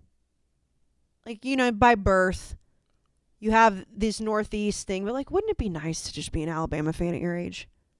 Yeah, but it would feel so fake to me. I know you can't choose, but I'm saying, like, wouldn't it have been nice if your parents were just like, hey, you should check out this team down in Tuscaloosa, and you when I was young, they were bad. That's true. For some reason, I always think you're when I'm having these arguments, you're much younger than you actually are. When I went to my first UConn game, Alabama was bad. I went to my first UConn game in 2003, I think. Oh, yeah, so they were bad for a little bit. Not for very long, but for a little bit. All right, so now we're going to switch to the Big 12. I don't like this. I'm going to be honest, Jack. I know. This was the one that you were. Not because I don't like you personally. No, and I like you a lot too. Like you've always been one of the kindest people that, since I've started here. So that makes me happy. No, seriously. So I knew that this day was coming, and I feel bad because A&M's not a great season, but Dawson is here. Strong future though. TCU in-house guy. And I've said that on TCU's football team. Yes, yeah, you walk-on kicker. Yes, walk-on kicker. Do you have any official points within No. that? Okay. I didn't know. Maybe they gave you an extra point. I think no, but I'm close with like with the team now in terms of the staff more than I was back with like Gary, and I think that if I was on the team now, Sonny would like throw me in for like one extra point. Yeah. Against maybe like Tarleton State. You deserve Okay. that. Yeah, I think he would just because of the bar. Yeah, it's like and then also it's kind of like It's a the make-a-wish walk-on. thing. I feel like if I was in your position, I would just make shit up. Just be like, yeah, no, I had this like one extra point against, whichever school, because nobody's going to go check it. I guess Brandon might, but I would not. Yeah. So you were here in the off season, and, of course, we talked a lot. This is going to be painful. We talked a lot about your high expectations for TCU, and I rolled my eyes, and here you are, undefeated. Game day, going to be at your game this week. Yeah, I'm actually going. So You're going to Lawrence. Fired up, yeah. Yeah, so, all right, the floor is yours. How are you feeling about TCU this year? Well, before I start, Oh, God. He brought something. I would like to say this is a gift on behalf of the TCU Oh, no. football team to our very own Jack Mack. Oh, Got Yeah, look at TCU Jack. for Jack Mack. Yeah, good. Look at this. This is beautiful. That's a nice helmet, Jack. That's also very heavy. Look at these are my TCU Horned Frogs. So would like to say thank you, Jack, for like believing in us. And I think I think his expectations for the team were higher than mine. Yes. Oh, God. You went into the Oklahoma game. Obviously, you wanted them to win, nervous. but you were nervous. This makes me sick. I was very nervous, and also the fact that Big Cat, Dave, and Rico were all betting TCU, and after my whole thing, This is beautiful. What a beautiful helmet. This makes me Such sick. such a great looking purple too. It is a And nice purple. I'm not the biggest purple fan, but this is a great purple. Matte purple is really nice. It's just TCU, just such a beautiful school, and Ugh. I was so beautiful. Like they're the rare school that has beautiful cheerleaders and a beautiful dance team. Because usually one's Jack. no, that's a fact. So shout out TCU, and TCU does I'm have really beautiful excited women. for this for Saturday, and I think they're like it's one team's having like a Cinderella year. TCU, I think, is just like they're good. So I mean, I can't disagree hey, if with TCU that. keeps going, Big 12's tough, but we're gonna have to really start talking about them. I'm serious. Oh, I'm like not we joking haven't anymore. talked about them No, already? I meant like from a national perspective. So what do you Oh, think, Jack? please. I think it's gonna be tough because the Big 12's so tough. But I think you could go 10-2. I think you could win the Big 12. I'd say that is the ceiling, and I'd say the floor is now 8 wins. I would. Yes. say. Okay, so what? I would say that's the window now. And prior to this game last week, I would have been at a lower number. But also talking to the guys on the team this weekend and yesterday, the Oklahoma they played like physically wasn't the same team that they've played past years. Interesting. And It's a good insight. That is a good insight. Just talking to some of the guys, and these guys that are started and Yeah. played, and then they were like, yeah, just it kind of felt that they didn't care. Interesting. You know what? That's an interesting interesting, insight. and that's going to piss Oklahoma fans off because Oklahoma fans said Venables was going to change the culture. But I mean, a lot of how the plays, if you look at the game from Saturday, it was so like, wait a second, like TCU has a good offense, but they're making Oklahoma look like Tarleton State on defense. Yeah. Yeah, I mean, I wouldn't say not care. I see. I'd I know say what you it's mean. just they just let up quicker than. I mean, I think they just kind of like let in. Like they got I see what punched you're in the saying, face and they Whereas never recovered. what was that year 2020 when they were down to Baylor by like 3 Yes. touchdowns and then they come back roaring because when we were up that much, I was like, okay, like they're gonna come back. Like, Well, it was 21-3, and then they scored that touchdown to make it 21-10. And I was like, uh-oh. Yeah. But every time they got within like 17 points, I was like, because it was the longest game ever, I was like, so wait a long. second, they may be able to come back like the Oklahoma of old. But then TCU got the ball and they would score another touchdown. yeah, I mean, Max is having an incredible year. Incredible. And I mean, I'm so just proud of him because going into the season, a lot of students kind of turned their back on him. Interesting. That is And interesting. I think a lot of people from that school kind of like gave up on him. And the thing is, he never gave up on TCU, and he had a lot of He could've. chances to transfer. I mean, Yeah, I mean, you I know, probably would have if people didn't like me. but he loves that school so much, and that's kind of why we've been able to, just be super close because we have that shared, value of just. And he's playing amazing. I can't be mad at this TCU fan. Like I want to be like Dawson's such a nice guy. Oh, yeah. I can't even be mad. He's a I great want to be. representative I of- want to be mad at you, but I can't. Well, I think that like TCU fans, like right now we don't really know. Like, we're hyped up, but we didn't think that we'd be ranked this quickly in terms of like the Dykes era. Because I mean, I would say where TCU fans differ from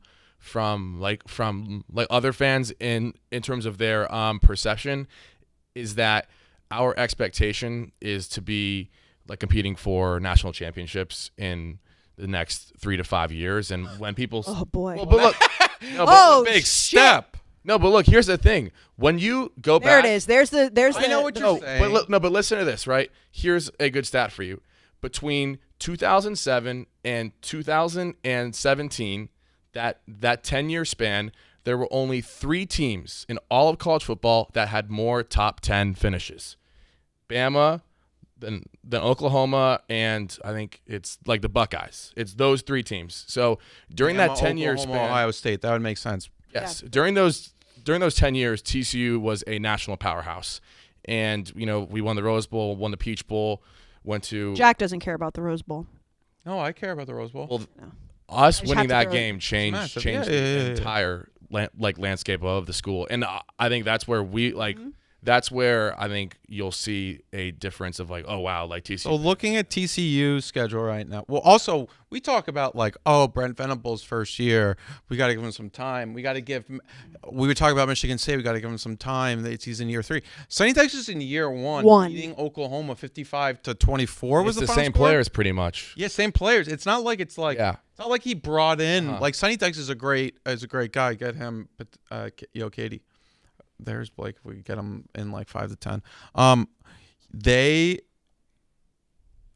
same players, different scheme, but like really are utilizing them. So they have Kansas this weekend, then Oklahoma State at home, which That's tough. No, that would be massive. for that game too. and then Kansas State at home, then West Virginia, and then Texas Tech, and then you could potentially have I don't think it's real. It's going to be tough because you beating Kansas State and Oklahoma State in back-to-back weeks, and then not UT game. then not slipping up against West Virginia or Texas Tech.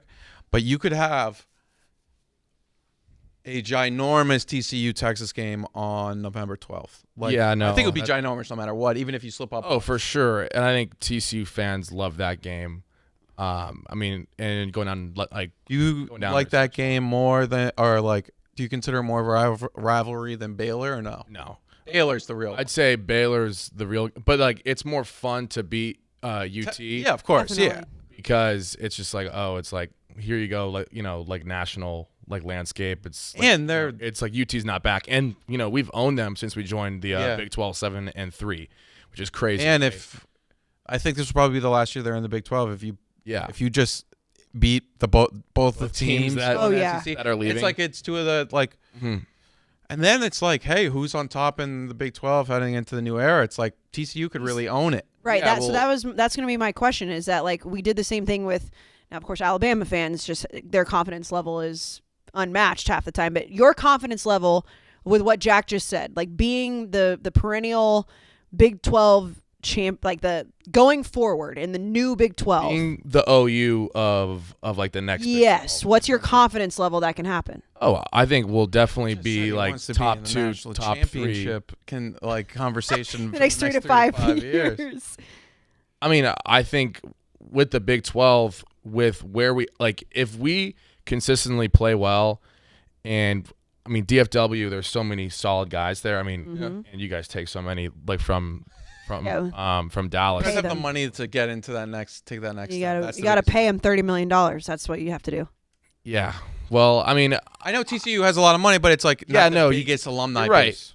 yeah, you're right. But I mean, I'm not trying to throw shots here. You but, can throw any shots you you guys want. paid a lot of money and you aren't like winning games. I mean, That's a fact. as much as it's like we definitely need money to get guys there, but I'd rather get guys there that want to be there than But I guess like everyone needs Down to get bad. paid, Maybe but- TCU like yeah. you can be a team that's always 9-3, 10-2, and then once every 4 years or so you have like just a great core, and you could make that 12-0 run, and then with the playoff expanding, TCU will be there if you guys keep Exactly. going 11-1. So like There is even- a chance. Well, and for then when to there's be there. that exactly, and then when there's that 12-team playoff, you'll have more and more teams come on in, and then it's easier to pitch high school kids, hey, yeah. you can make the playoff, and then that's where I think you'll kind of see. That was Brandon's pitch about the bigger playoff. Like, hey, exactly. if you're a TCU and you go to the playoff, maybe you don't get past the first round except for once or twice. But if you still go get to 3 play. straight years, then you can tell recruits like, hey, we're building something here, and then maybe. Totally. You never know. Obviously, football's a lot harder than the March Madness, but if you continue to be like a top 12 perennial, top 10 perennial team, and you're in that playoff, I assume the recruiting will be a little bit more dispersed. This is all theory because we don't know, but it's a fair one. Where do you think? Again, it's October 4th. You guys have a huge game against Kansas, which I don't think anybody would have taken seriously if we said that. Like when you were here in the offseason, if we were like, you know what's going to be the biggest weekend of your fall? Kansas. Like that would be crazy. Oh, yeah. Where do you think, if you had to bet right now, you guys are going to end up this season?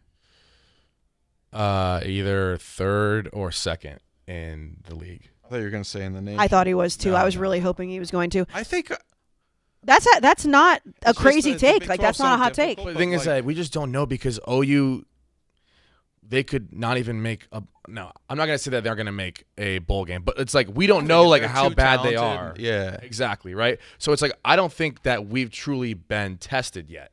That's a tough. That's like again. Well, I see what he's saying. I see what he's saying, but like, Because the thing is- imagine a TCU, like again, and this is no shot to TCU. This is just in general, the Big 12. You just kick the shit out of OU, and you're like, we haven't been tested yet. That's like, that has to be a nice feeling.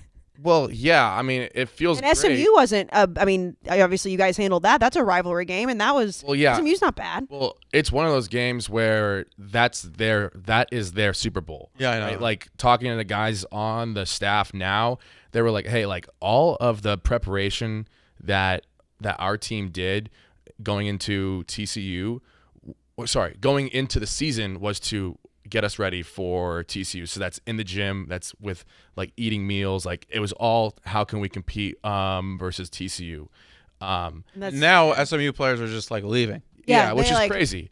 But I mean, I'm fired up because we have the same group of guys, but in talking to Max and all the players, they're just so much more confident right now. And Should be. and Hate and it. Dykes has done a really good job of firing them up and having that positive like reinforcement that hey, like let's go out there and kick some Guy ass. who hit Dylan Gabriel, I've been defending him. Do you think that was just like a situation on a football field where it didn't seem like he hit him? Yeah, It was so- kind of late, but in the slow-mo, it kind of looked like Yeah. he started to go for the tackle before Gabriel slid. And I mean, he was crying on the sidelines. I don't know if you saw that. Yeah, I felt bad so- for him, but also it's like there are consequences to breaking the rules. right. Exactly. And I think he paid for them, right? Yeah. And he's And I think, like Jamoy's a great guy, and he like he never did that to like anyone during practice. Like there was no like yeah. I don't think he was a dirty player. And I think it's one of those things that he definitely like should have been called on it, but it was not a late slide, but it was a quick slide. And I'm not trying to take. No, I know away what you're that saying. that it wasn't a dirty hit, but it's not like he was running off of the sideline. Also, and Dylan he was Gabe- 2 yards like off of it, right? Like it was a bang bang play, and some of those happen. And look, football's a very violent sport, Yeah. right? It is. And we know that. And I think sometimes when we're sitting on our couches, we forget that both mindsets of the offense and defense, each play is to how do I physically kill someone today, right? And that's how it is. And sometimes you'll have plays like that where it's bang bang. Also, And Dylan Gabriel, hope that he we've seen this year as yeah. has had runs of 60 yards. So he was looking to tackle him, and Dylan Gabriel had a quick slide. And unfortunately, he was going down, and he didn't hit him with his head. He hit him more with his shoulder pad, which meant that he was probably trying to get away from him a little bit. But unfortunately, Yeah. I mean, hopefully Gabriel seems okay. Hopefully he'll get back into the game soon. But like, it's one of those unfortunate things that sometimes there's dirty plays in college football. Then there's plays where targeting, you get ejected because you did something wrong, and that was one of them. And I don't think it was a dirty play. I And agree. he the price. Yeah. And he'll be back. It's like it's a violent game, and sometimes violent things happen. But one thing, sorry. No, go for it. Well, just one thing that I would say, though, that I saw on Twitter following the game was there was a bunch of, like, OU fans that were mad that we stormed the field because they had the lineman that got carted off, and then, like Gabriel got hurt too.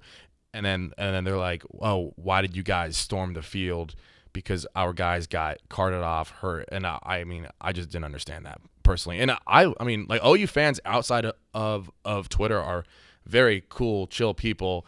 But I mean, on Twitter, they're bad. But I feel like that's most fan bases too. So no, that's what we've done this entire episode on that. So it is true. However, guys getting hurt and carted off the field, obviously very bad, but that has nothing to do with you storming the field. Exactly. You didn't storm the field because Dylan Gabriel got hurt. Yeah, no. Storm the field because you beat OU. Exactly. And, I think this campus has been starving for a good football team. I mean, my class was cursed. Think about it. My freshman year was the Cheez-It Bowl year. Oh, boy. Yeah, what a game, right? Jeez. And then the next year, we don't make a bowl game. And then in 2020, COVID 6-4, bowl game gets canceled because half of our D-line gets COVID. And then last year, Gary's fired. Yeah, you did not have a good stretch. Yeah, so that's why I'm going to like all these games, because it's like this is the last season where I'll have a personal connection to the guys on the team, because most of them are coming back. And I'm so happy for them because they're playing well. And I think when they came to TCU, right? So when they were in high school, they were seeing TCU finish in the top 10, and so was I. But they never got to see that out here. So the fact that their senior year, and I mean, there's so many great guys on that team that are just great humans, and I'm proud of them, and I'm fired up. But yeah. All right. Well, anything else, Jack? No. I forgot that you're also a TCU fan. I should have seen this coming. Again, I am TCU. You are. You have a helmet now. It's official when you have an official helmet. Yeah. I say this all the time. It's like TCU is one of those underrated. So peace sign, and then just you curve it. Yeah. It's as much as I have a weird distaste for TCU, but it doesn't really. You're from the 817, right? Yeah, but it's also because of I say this all the time. It's because of the douchebags that I went to high school with that ended up at TCU. I need to get over that. I need to get past that. And I will say that just think of me. You do a really good job of proving that theory wrong. So I do appreciate that. It's hard to talk shit to you because you're just so nice. He's not a DFW guy. Well, no, but he's TCU. Like From California. I know, but my TCU guy. This taste for TCU is because of the people I know that went to TCU. Okay. Does that make sense? It's I mean, I'd also say that I'm also trying to make sure that because my buddies from TCU and people that work inside of the program watch this, and I want to make sure that I'm showcasing TCU in a positive. You are, and this is coming from somebody that doesn't want to like TCU. So thank you. Well, I really hope that sports gambling gets legalized there. Preach. Because I'm telling you, if a college game day or a Barstool game day show there would be incredible. You guys would get all the access you need, and I mean you're from there, but people outside of that sphere would fall in love with that school and the people there. It would be I wouldn't know what to do with myself if we had a Barstool College game day there, because I'm old, so I'm it's an old beef that I have that I need to bury. But TCU is great. Yeah. The campus is great. I think that if gambling gets legal in Texas, you're going to have probably a waiting list of schools we're going to have to go to. Oh, for sure. But you do a good job of representing TCU. Well, and if you want to take that week off and we'll switch. You want to host it? Good luck with that. You can babysit. But thank you for coming in. Again, it's hard to be mad at you. So good luck this week against Kansas. Something Big I game. never thought I would say. Big game. How's your confidence with that? Pretty high? Pretty high. Yeah. I mean, there was during the Dykes conference today. He said that we had a great practice, and I think really it's how do we go into each week and just focus on one game, because I think a lot of us could look forward to next week, because that's going to be a massive home game. Yes. But in order to be a great team, you need to be able to, focus on how do we win this practice, this game, this play. And Dykes has done a great job of that on focusing the players on the details and letting that play out. He sounds awesome. Yeah. All right, well, have fun in Lawrence. Awesome. And Yeah, thanks for having me on. Thanks. Yeah, Jack. Thank and you you. got your helmet. Got his foot on the helmet. That's not. There's nothing disrespectful. No, it's all good. All right, who do we have coming in next? I should pop out here. Yes, Blake. thank you. We have Blake coming in. So again, this is the heat check for fans in the office. How's it going? Come on in. Take a seat. Jack, do you feel like we're like interrogating right now? A little bit, not too much. I mean, we know so many of the people that we talk to them like outside of just this. It's not like this is the only interaction we have. I know, but it is. It just feels like we have like a conveyor belt of people that are coming in to like interview. We do. All right. Hello. How are you doing? Good. How are you guys? We're doing all right. Jack got a helmet. Did you bring Jack any gifts? No, I didn't. Damn. They should be gifts. Sending me the gifts. All right, Jack, I'm going to give the floor to you at this point. I feel like it's like he's like probably the only rational Michigan State fan I really know, I guess. Are you rational, Blake? I would say I'm pretty rational. He's been like I've watched the games with I don't him. know. He's legitimately like it's tough to watch. I can't even enjoy them because he's just like so defeated.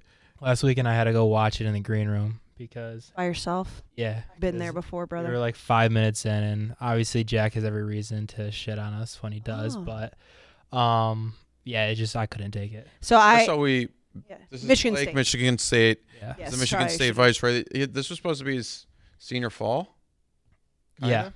Yeah, so like but because he was so good at his job, we hired him, so he didn't go back. But this was he's still in school online, right? Yep. So this was like his senior season. It was supposed to be a big season, Yeah. and it's just It's it tough. didn't come. Here It didn't come. Tuck did Glad not I'm not come. at school for this. I'm gonna be honest. I was talking about this earlier in the episode that I tweeted during my game this weekend. I said, it must be nice to like watching your team play football.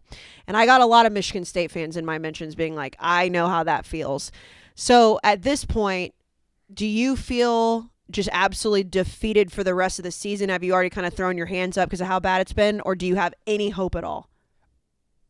I mean, we're obviously not the same goal as I had going into it. Obviously, going into it was college football playoff, national championship, win the Big Ten, all that stuff.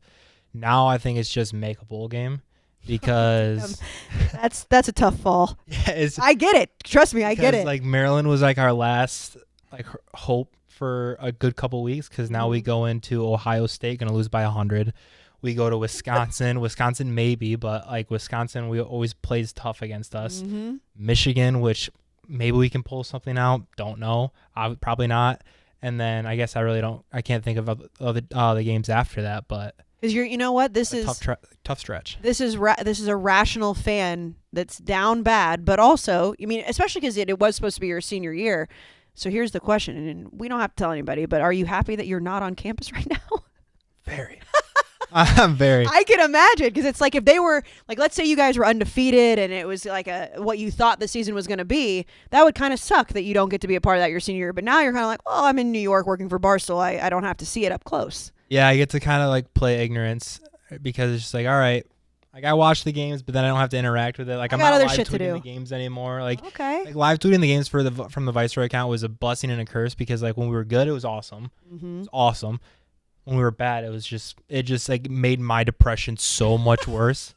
Just sucked your soul out. Yeah, it was Again, horrible. I get that. So Jack obviously has been just running circles around your fan base. We talked about it earlier whenever we gave the awards out.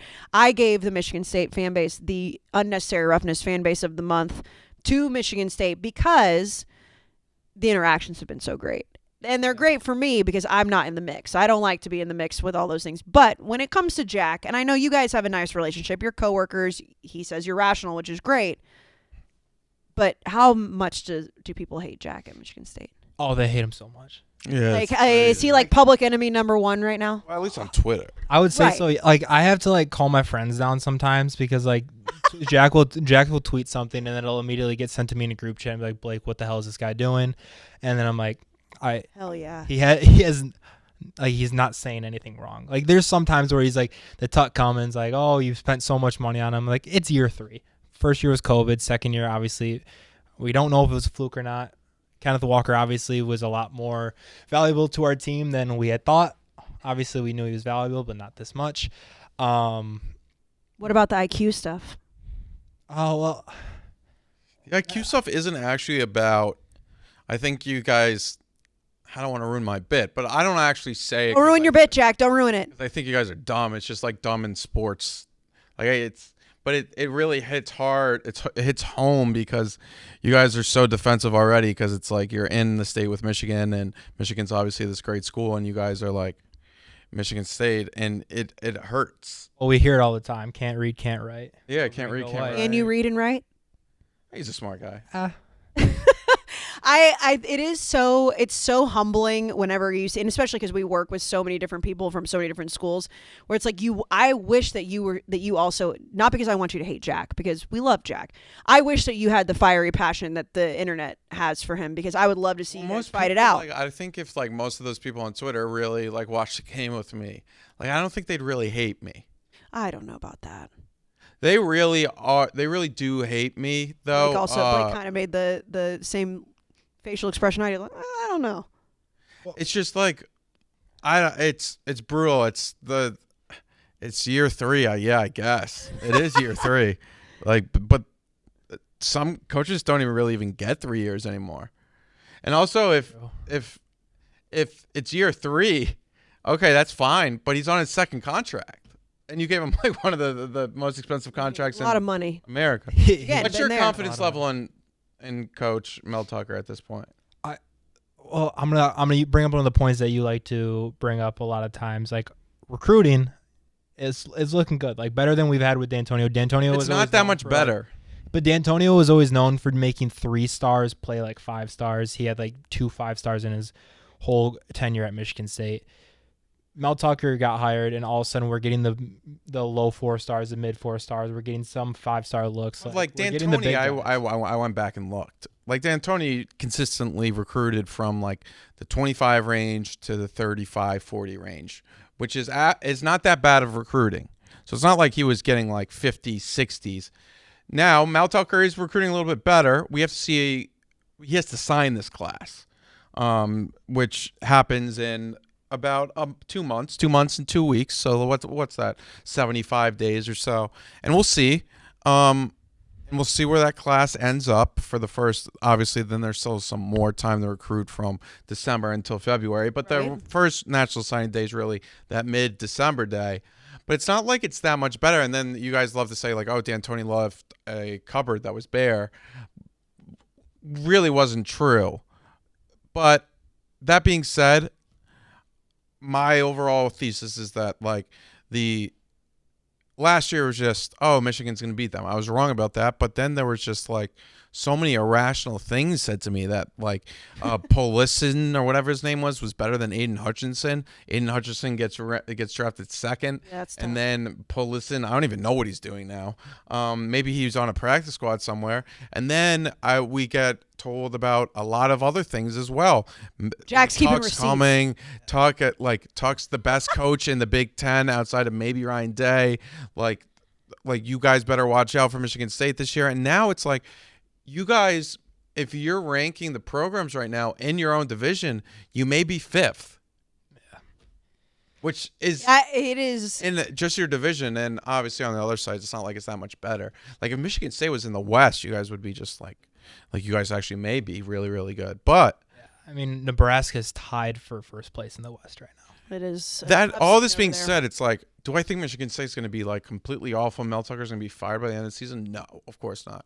But it's just, it doesn't look great. It's like you just gave a guy $95 million. He has the top 25 talented or like top 35 talented roster in the nation. He's about to start his season 2-6. Damn.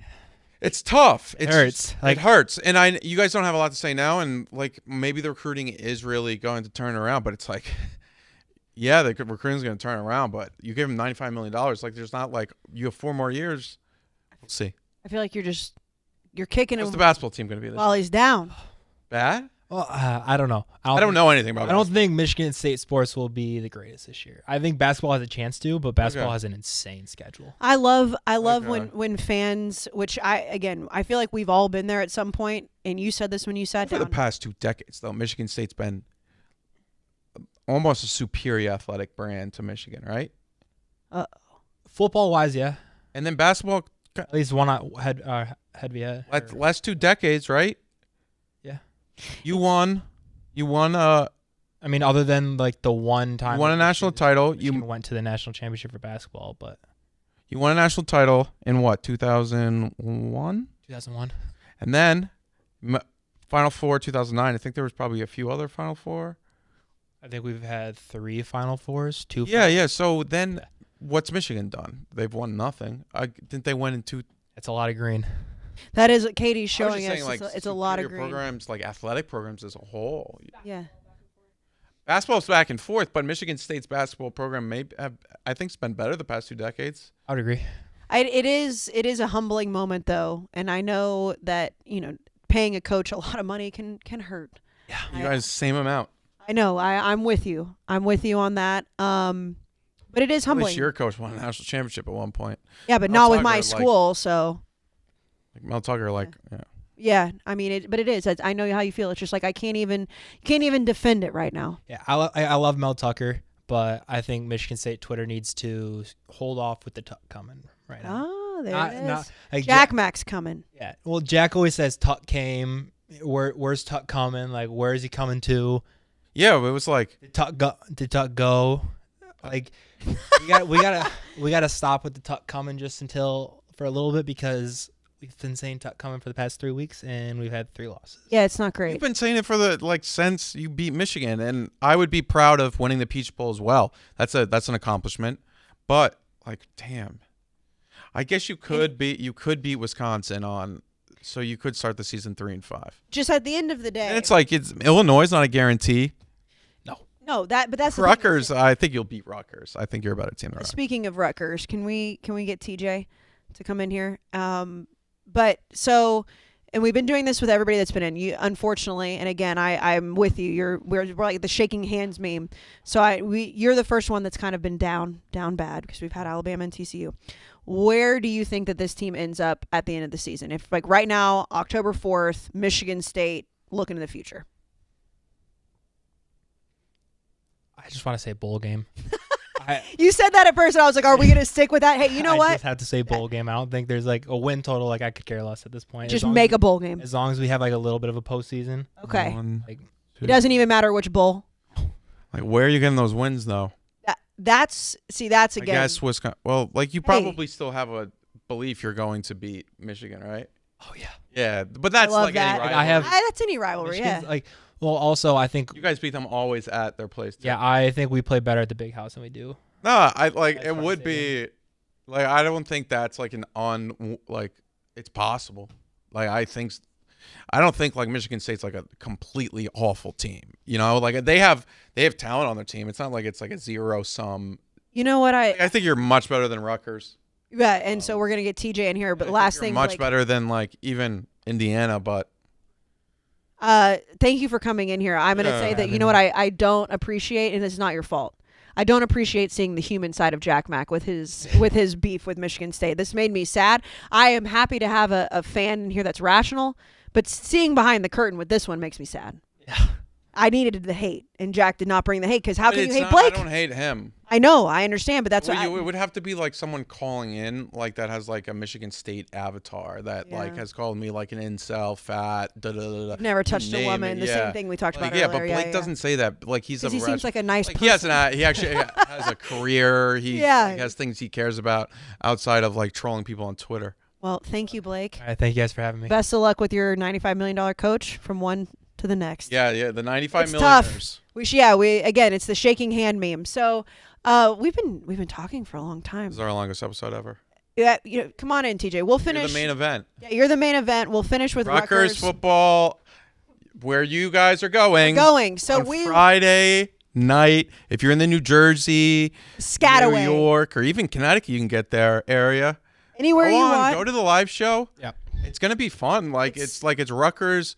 It's Rutgers is a fun place. I hate Rutgers, but like it is a place that's I think the show's gonna be awesome. Yes, so it's Tuesday, so you have plenty of time to make plans. We will be there. It's our first ever Friday Night Lights Barstool College Football Show. It's Nebraska versus Rutgers. Rutgers, the birthplace of college football. Although TJ, I will say I have been there one time. It was I wish it would. Hopefully this weekend will change my mind. I wished it was more poppin'. The biggest thing is, now obviously Rutgers football and all the excitement around it. Dan Big Cat has said this is the biggest moment of your career. That this is like your reputation as a human being is on the line with this. Yeah. So Brandon's not here to bust your balls. Dan's not here to bust your balls. It's just me and Jack and Katie. Are you nervous for this weekend? Yes. He said not only is it the biggest day in my career, he said it's the biggest moment in the history of the Hitchings family. He did say that on the last week's NFL show. You're right. Right. So it's not only for you, Yeah, it's your yeah. family lineage. and my parents will be there. They'll be in attendance. My dad's very nervous about meeting Big Cat in person. Aw, that's cute. But yeah, it's a big day.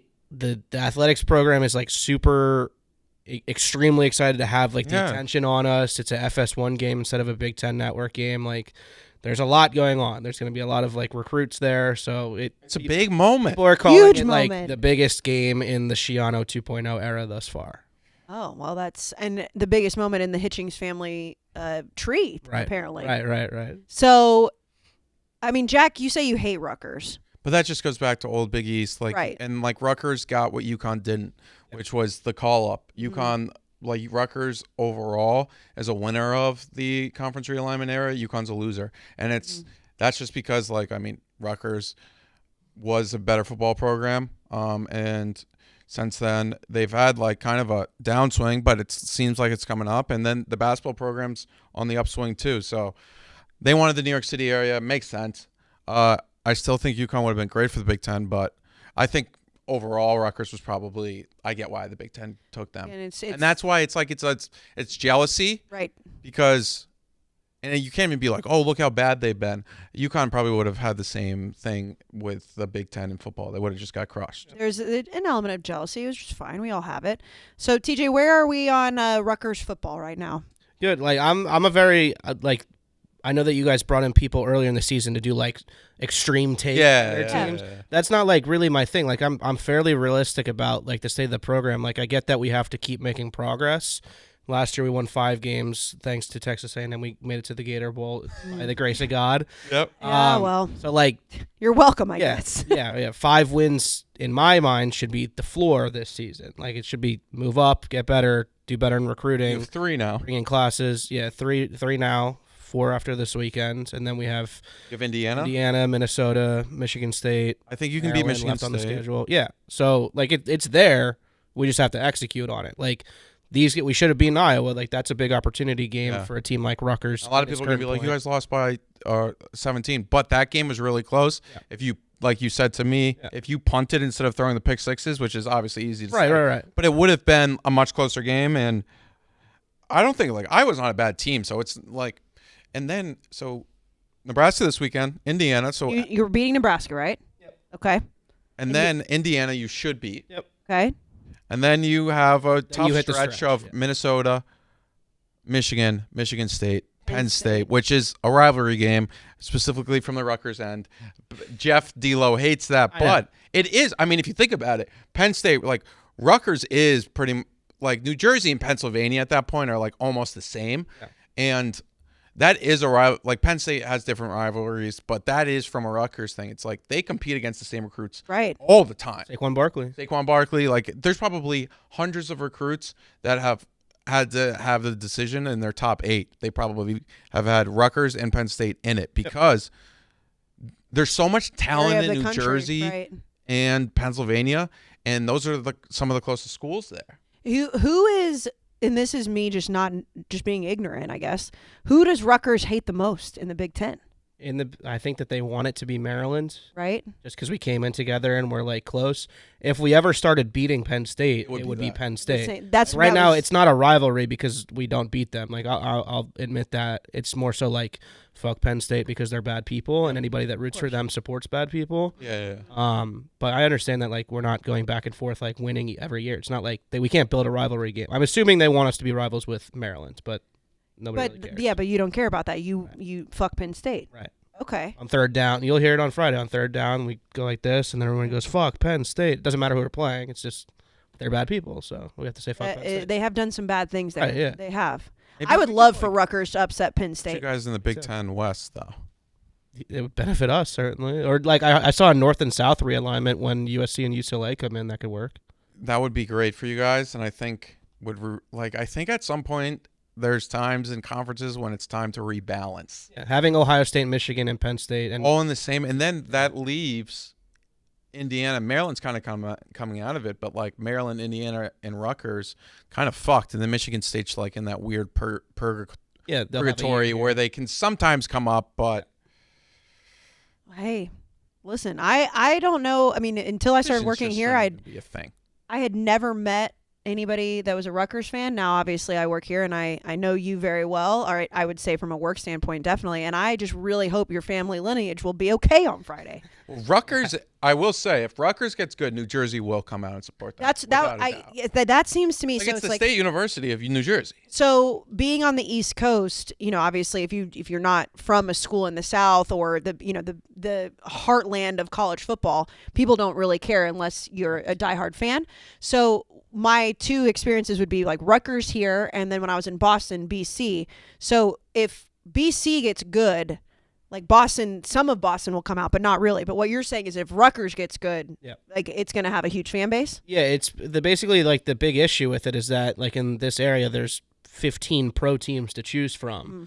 When you're like in Nebraska or Iowa, you don't have a pro team. Like they live and die with their college teams. Here it's like, okay, the college team's not good. I'll just watch the Yankees game tonight or the Giants this week.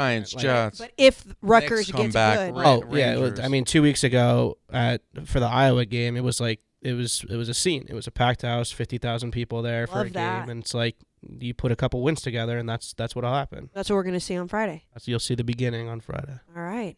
Anything else before? I mean, obviously I will talk to you before Friday, but any? I'm in the top 10 of the Rutgers Fan Hall of Fame voting. Hell contest. yeah! So everybody on listening, we'll put it out on our socials. But please go vote for TJ because I think number one. He definitely deserves to be in the Hall of Fame. Yes. At least in my opinion. Yeah, they had to take like the live number count off of the votes because I had 10 times as many votes as the person in second. Awesome. So I should be fine. I should be. No. Let's run it up. We're gonna run it up. If I win, they put me on field at halftime of the Penn State game this year. Oh, that's huge. Would jersey. you get like a microphone too? I think so. I think we might have a microphone on Friday. No spoilers. Ooh, no spoilers. All right. Just put you in the Hall of Fame, and then the person who comes in second, and that should also get it. It's like Barstool Idol. It's not fair. It's like I think it's top you 3. just have like it's fair. I have an unfair advantage. Well, he has a. It's not. It's fair that he deserves it regardless. Right, but it's not fair that he has the Barstool backing. Maybe it's just like instead of putting 1, put 2. Just it's like he's in the steroid era. I mean, we should all be in our respective fan Hall of Fame. He's played his cards correctly. He's gotten a following and elevated himself, and while doing that, elevated the program. So he deserves to win this by a margin of $1 billion. Yeah. But I think they should also put like a random Joe Schmo from wherever. Yeah. I disagree. I feel like you got to use it to your advantage. It's not cheating if it's true. I just love how much it pisses Brandon off every time they do something. Like I threw out the first pitch at a baseball game. Brandon's like, they never let me throw out the first pitch at a baseball game. It's the same thing that I've said to I think pretty much every single person that's been in here. When that happens, it's just that he's jealous, and I know you know that. Yeah, supremely jealous. It's just jealousy showing through, and jealousy is so ugly up close. We'll try and make him a little bit more jealous this week. There you go. All right. Well, thank you, TJ. Thank you. Jack, Katie, what an episode, huh? This is our longest episode ever. Ever? 2 hours and 18 minutes at this point. Well, wait, there's time cut out of it, right? Like 2 minutes for you to go to the bathroom. Well. Hey, it doesn't really matter. It's like. We put out content, baby. Yeah. Like it makes check. sense because we had a regular episode, then we had like a bunch of people come in. Yeah. And we also we had less people come in than we expected because there could have been a lot more. There could have been a lot more, but we were like, wow. We could have even gotten like Penn State, yeah. Or like Connor. I mean, just plenty of people. Austin would have stayed on here for an hour and a half. So that's his actual helmet. That's his helmet? Yeah. So you they gave didn't it to send Jack? It to me? No, they're sending a signed one. They are, but it hasn't gotten here in time. So that's like not a real gift? No, it's a gift. Okay. Well, like you're getting. Do we want to put it up there? I think the signed one should go up there. Okay, Sony cool. is signing a helmet for you. That's exciting. That's unreal. That's really We'll do a real cool. video on that. But this Yeah. is very nice. Maybe we should put one up there. But then it's like Brandon. Well, I just want a shirt from TCU. That's it. you're getting a signed helmet. Okay, so that was our Tuesday episode. We will be back Thursday to preview the Week 6 slate. We went through the games earlier. Again. Wait. Oh. Max, come in. Oh, no. He's a Penn State fan. We're audibling really quick. You just like come sit in KDC for 1 second. We're just gonna ask you about Penn State. You just grabbed him on. I will tell you, Max, we were So finishing Max, the episode Philly and- Mays, he's on my trivia team, but also PMT producer. You may know him, you may not. Penn State fan, going to the whiteout. Going to the whiteout. And Wish Minnesota didn't lose this weekend, but it's fine. You hate Sean Clifford. Hate Sean Clifford. He stinks. Oh, He stinks. That's Man, why I wanted to bring him up. holy shit. All right. Tell me more. I just think Drew Aller's a lot better, and like the ceiling of Penn State's season is significantly higher with Drew Aller than Sean Clifford. See, I'm such a Sean Clifford guy. And Yeah, I was Max about to knows say, this but is- I wanted to end it with this bang because it's That's like, a bang. yeah. That's not something I And expected. all of my friends all went to Penn State, and they're all huge fans. My brother is like the biggest Penn State football fan of all time. It's pretty around everyone I know, everyone's like, when's Aller coming in? When's No, I Really? hate this. everyone is. You guys don't Aller. know what you this have. is eye-opening. What do you mean? If anyone knows what they have, it's Penn State with Sean Clifford. We've seen him for the past 10 years, and he's done the same thing every single year. I love this. And it's just going to be the same thing this year, but Just what?